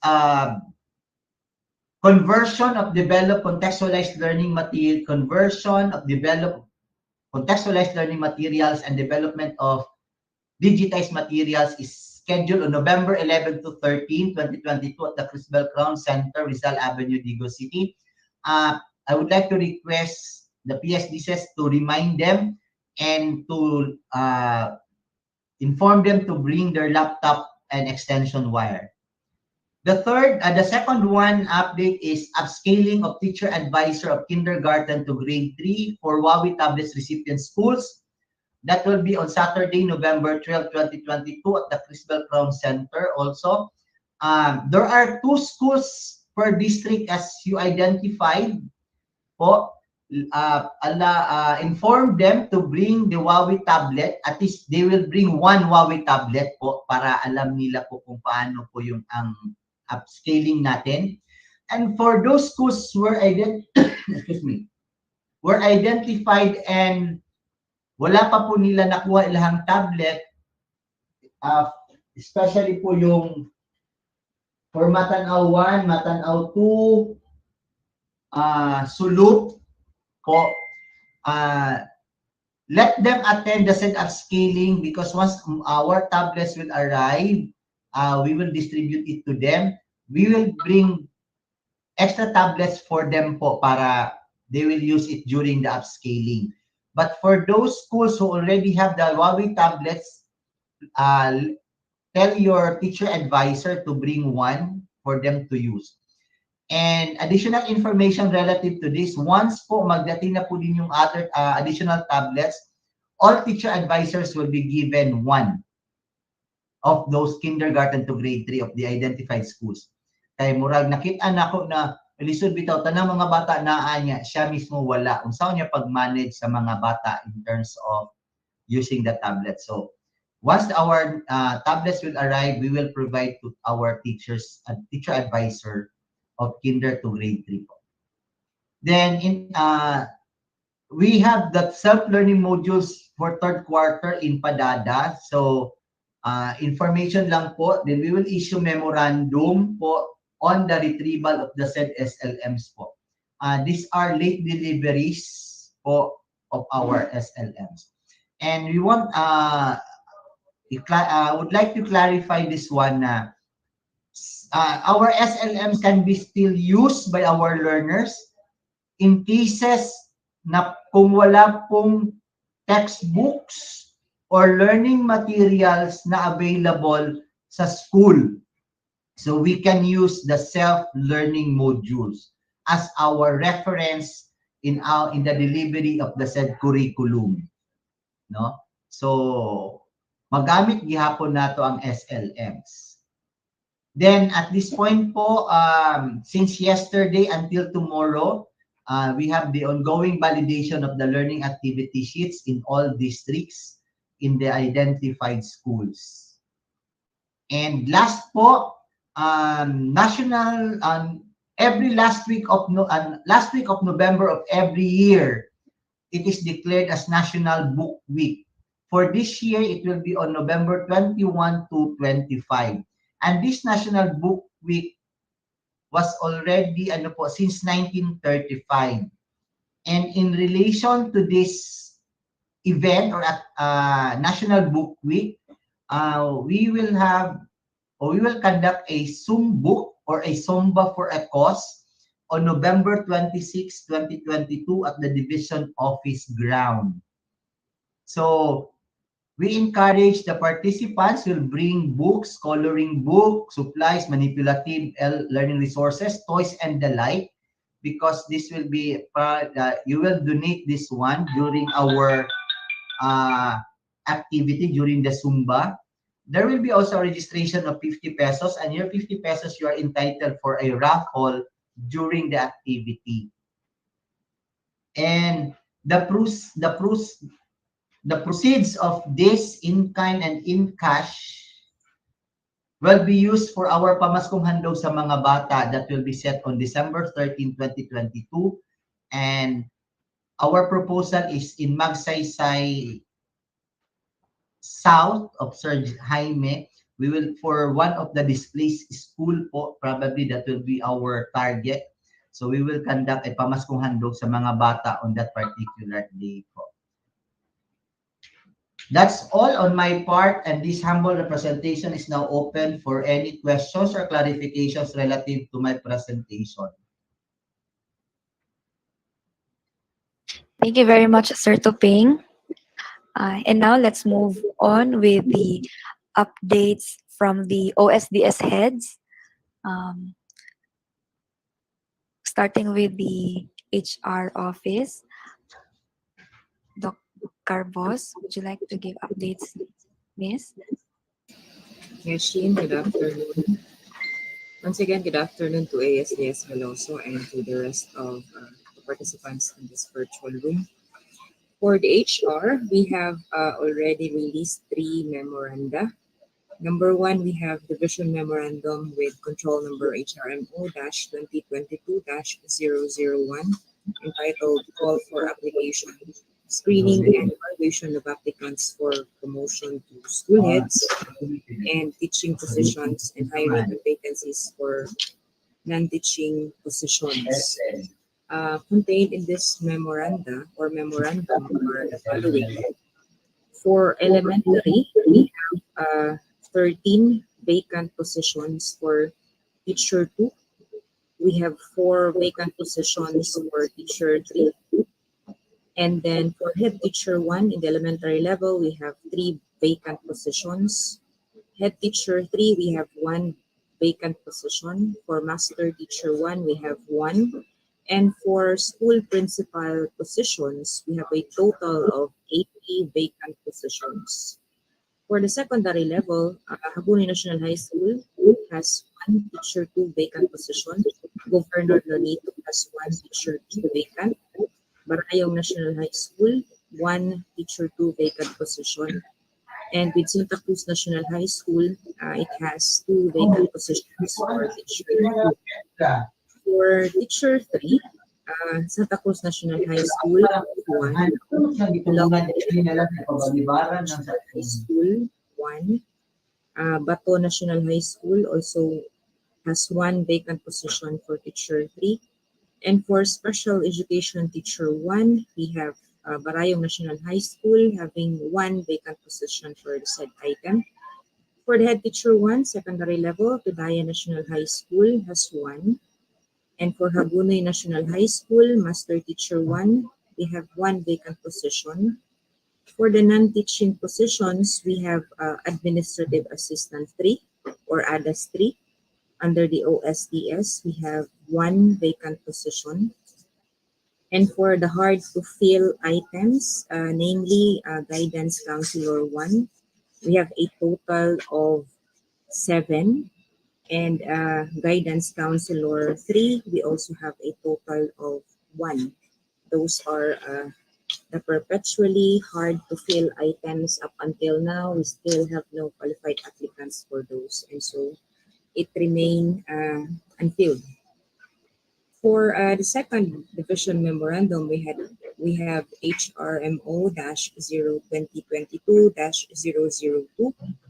This is entitled Evaluation and Selection Process for T1 Positions in the Senior High School level. And we are calling for applicants to fill up our 10 items for the Teacher 1 Senior High School position. And for the last memo, we have HRMO-2022-003 entitled Evaluation and Selection Process for Teacher 2 positions in the Senior High School level still. And we have to fill up 21 vacant positions for Teacher 2 in the Senior High School level. And for other activities, yesterday, the regional office has evaluated our proposed payroll system in relation to the devolutionizing our payroll system. And the regional office has recommended for the pilot testing of our system as early as December. At the moment, we are still waiting for the call up of the top management for a meeting. And after such, we will give feedback to the regional office whether or not we will push through with the recommendation to pilot test our system for the payroll. Along with the payroll system, the HR has already started its initiative in automating our yellow cards. So the newly hired AO2 are working on the automation of our yellow card. We will be making our yellow card in electronic format. We will not stick to the hard copy. So eventually, we are giving at least 2 years to complete this automation and to eradicate the presence of the physical copy of the yellow card. And in relation to our accreditation for the Prime HRM, the HR office is currently updating the 201 files of all personnel in the division, and there were issues being encountered, like there are a number of personnel in the field, particularly with no 201 file. We could not really track or find any file of those personnel, but nevertheless, we are uh, making mitigations on such issues. And lastly, the HR office is already communicating with BEA in the central office for the conduct of our computer-based English proficiency test, which is proposed to happen on the midweek of December. We are still awaiting for the response of the BEA whether they are amenable with the proposed dates. I think for now, ASDS Veloso and Sheen, that's all for the HR updates. Thank you. Thank you very much, ma'am. Now let's proceed with the updates coming from the Budget Office. Let's welcome Sir Manolito J. Amandaron. Sir. Thank you, Ma'am She. Once again, good afternoon to all present on this platform. As far as the updates of the budget office is concerned, I think there's no need to present a new PowerPoint presentation for the balances of the unobligated program support funds, because as of last Dexecom, it was already deliberated and all the vocal person were already informed. So as of yesterday, I already signed the obligation amount of respective POs or contract of the remaining big tickets deliverables. So as of this time, I am just awaiting the approval by the top management of those contracts para ma-obligate na natin for the fourth quarter. And then as I what I did a while ago, my approach for this time is I just make an ambush query if ever there are vocal person will surface in this platform para hindi na po magbalik-balik yung pag-call up ng kanilang atensyon. Yun lang muna po. Ma'am Janet, back to you, Ma'am She. Thank you, Sir Nolly. The next is the updates coming from the Finance Office. Since Ma'am Kring is attending activity in the region, shall we proceed with the Cashier Office? Let's welcome Ma'am Hazel Dasilio. My courtesy to ASDS, Ma'am Janet Veloso. To everyone, good afternoon. Mine is just a reminder regarding the unclaimed World Teachers Day prizes to our teaching and non-teaching personnel of the Division of Davao del Sur. I already sent at the group chat the list of names that those teachers who are not yet claimed. So at of this time, there's still 17 teachers who are not claimed their World Teachers Prize amounting to 500 pesos. And only one teacher from the prizes of from GRS, School of Bansalan. I think this is a private school, Mr. Dasir Ubat, amounting to 1,500. So I just would like to ask PSDS concerned to those list of names in the group chat to please inform them to get their prizes from the World Teachers Day. And if ever they cannot claim, they must have an authorization letter and the copy of their ID with 3 specimen signature and the authorized personnel who will claim the prize to have also their ID. So I think that's only my concern with the cashiering section. So thank you very much. Thank you very much, Ma'am Hazel. Next, from Supply Office, Sir Romeo Iting. Are you around, sir? Nag-notify po si Sir Iting kaganina na nado siya sa Padada National nag-distribute og module. From ICT Office, Engineer Ariel Villarreal. I think OB po siya ngayon, hindi nakapasok. Shall we proceed with the legal office? Excuse me, Ken. Excuse me, Shen. Yung bago Yes, ma'am. kay Sir Maroli, we are appealing to the head of offices, no? For example, chief or even head of sections and units. Even if you are on official travel, if it is possible for you to have online, lalo na kanina ka Ma'am Che, mobiling siya going to Davao del Sur.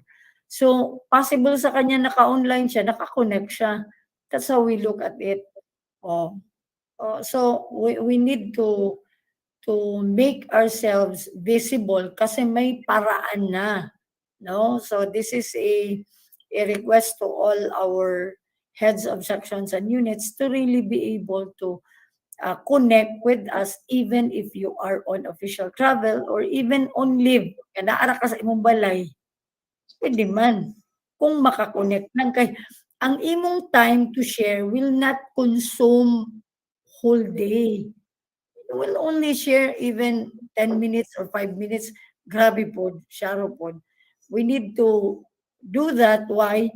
Because of the urgency of the matter, or probably we want to make our communication also with that trend, no? Kung ano na ang technology ngayon na magagawa, gawin natin yan. So, even with Sir Villarreal, many times na ako na kahit naka-on leave yan. So, I hope that would be a reminder to everyone na mag-try to be part of the entire management na agani ang mga PSDS diri o nga naa pa na sila sa mga areas nga low ang connectivity. Mangita gyud na sila og connectivity na maulaw pud ta. Yes, ma'am. Maulaw ta. Tama gyud Udeng. So I appreciated nga sa effort ni Ma'am Che na kahit mobiling siya, nag-online siya. So I hope that would be our mantra, mga division officials. Dito tayo sa division, dapat nasa base tayo, magiging model tayo niyan na online tayo kahit nasa official travel tayo. Okay, so with that, that is a reminder, and I want an explanation coming from the ICT on that note. Na as ICT pa siya, tapos wala siyang connectivity, ginoo ko. Mag-uol mapunta ini. So I hope you are with me in this sentiment. Dili ko ganahan nagkabuang gani ang atong mga PSDS ug pangita og link or connectivity. So we give justice to our Dexecom expanded team to be on or in the link within our Dexecom time. So sige, we will provide time now to Sir Paroli. Yeah. Yes, ma'am. Attorney Sanchez. Hi. Sir. Good afternoon, ma'am. ESDS. To on our SDS to everyone, may hapon.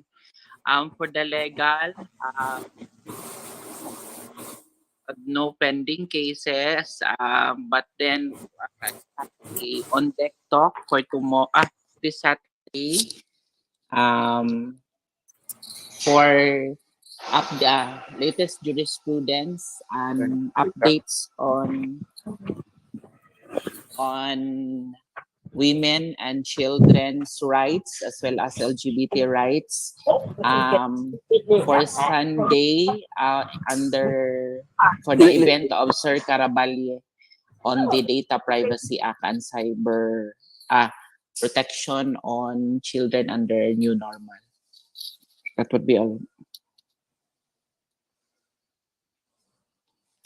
Thank you very much, Attorney Sanchez. Now let's proceed with the updates coming from the PSDS and the PIC team. Since Ma'am Flor Ancosari is attending an equally important activity, let's welcome Sir Roderick Villan to do the honor. Sir? Hello po, ma'am. Good afternoon, everyone. As per advice by Ma'am Floran, I will be the one to give up.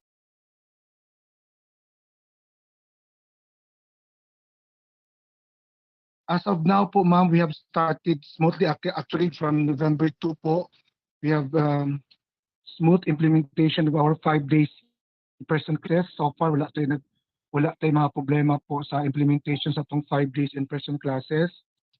Then, another ongoing po ang ating validation or pilot testing ng ating DepEd Develop LR sa mga different schools po ng district. Ongoing po siya ang validation natin from yesterday po until tomorrow, November 11. And then, ongoing din po ang orientation ng mga PSDSS and DPICs to the different school heads on the administration of the localized early grade numeracy assessment or LEG. That will be on November 21 to 25 pa po kasi yung assessment. So nagkakaroon na ngayon as of now ng orientation sa lahat ng mga school heads po. Then according to Ma'am Floran, she will just share to the Dexecom body the reading program of Bansalan East, which is the project floor po. So far, yan lang po ang ating may bigay na updates from the field po. Good afternoon, everyone. Thank you very much, Sir Roderick Villan. And now, Ma'am Janet, that ends our giving of updates. Do you have further announcements, ma'am? Or anyone po? Okay, may I know from the participants or our attendees if you have some questions? Wala na ba, Shen? Wala na yung naka-raise? Wala na, ma'am. Wala na. Okay. So, this is regarding the Mindanao Railway Project. May I request Sir Ariel Doco to give us the update of the Mindanao Railway Project? Nihawa na Sir Doco? Wala na?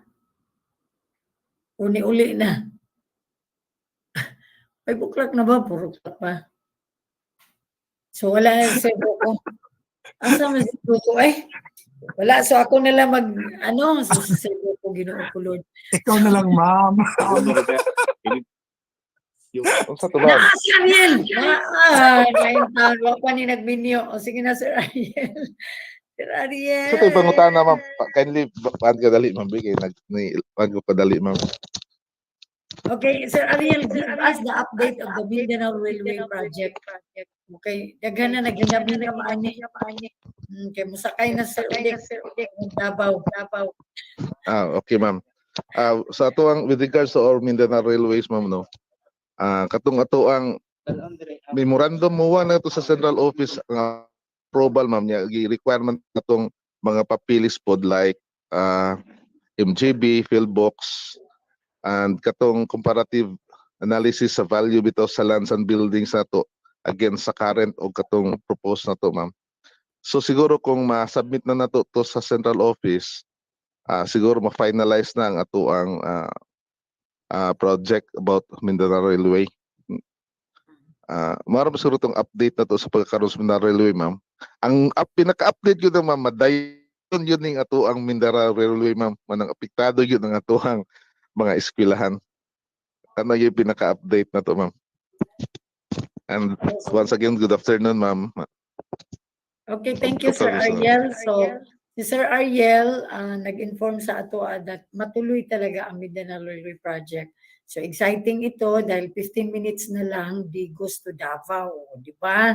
So, napakadali natin makapunta ng Davao City, 15 minutes na lang. So, kung papunta ka ng Tagum, another 15 minutes. So, parang 30 minutes na lang, makapunta ka na ng Davao del Norte or Tagum City proper. So, that will help us now in terms of our transportation.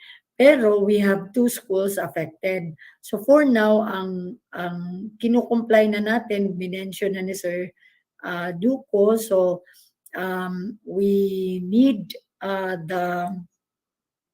nagbigay na ba sila ng ano, Sir Duco, ng kanilang market value estimation? Yes po ma'am. Nilagay ko na po sa group chat ma'am for correction and some review siguro ma'am. Nasa group chat na yung comparative analysis ma'am. So is that for review by the top management? By sa school ma'am, baka ang data mayroon pa silang i-correct at saka sa top management din po ma'am.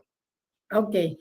So blessing talaga Mindanao Railway Project kasi ang atin pong ang value na ibigay sa Coronon Federico Yap National High School Coronon Extension is really, I think, triple pa sa ating existing na facility doon. So, bibigyan siya ng plus the complete facility. And then, ganun din sa Apolinar Franco Elementary School. So, they will be provided with 1 hectare plus the, shall we say, all the equivalent na total number of classrooms na being demolished. Or even, meron bang dagdag increment nun, Sir Ariel Doco?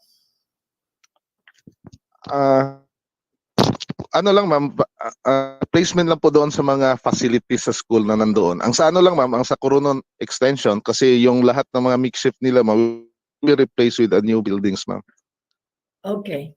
So, we will pray that the result of the assessment by Philbooks will be form part, parang magiging positive siya for us to be able to comply with the requirement. Kasi bago ito na requirement pala, no, of buying a lot or considering a lot for school facilities, kailangan ng assessment ng Philbox. So, they have already processed this and we hope by next week we can pass or we can submit to central office our final documents for that. So I think we are done with our expanded Dexecom for today, and we are very happy and thankful to everyone for joining us in this Dexecom expanded meeting.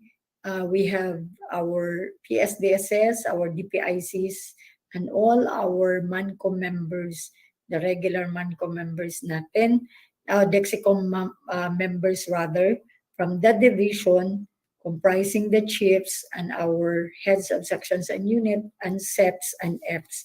So with that, I think, Shin, we deserve a round of applause. And then, of course, closing prayer. After the closing prayer, we are going to have our pictorial. Okay? Thank you very much, ma'am. Now we invite once again Sir Elvin Caravalle to lead us into our closing prayer. Sir. Okay, let us pray.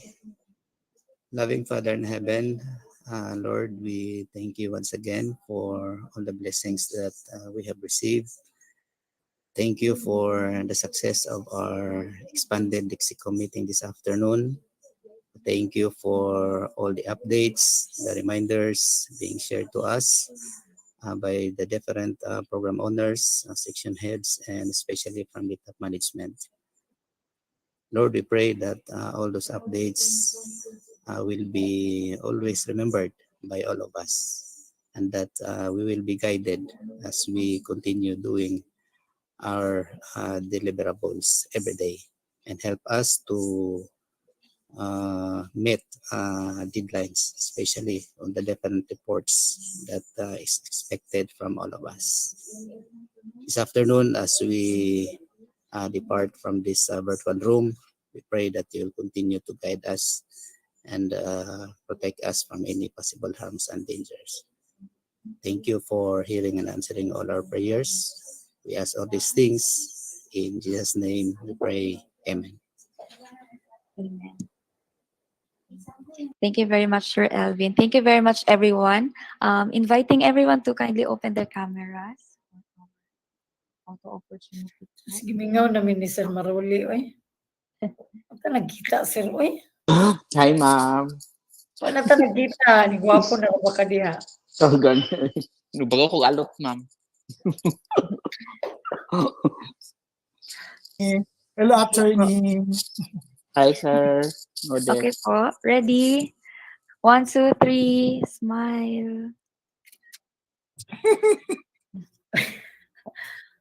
Isa pa siya. Another one po. Waki. Okay po. Seryoso ka. Thank you very much. Good afternoon, everyone. Happy Bye-bye. Wala na, nagsakay na dahil sa sakyanan si Sir Kuan. Pata. Bye-bye, ma'am. Bye-bye, everyone. Okay, bye everyone. Bye, ma'am. Thank you. Bye, everyone. Yes, God bless.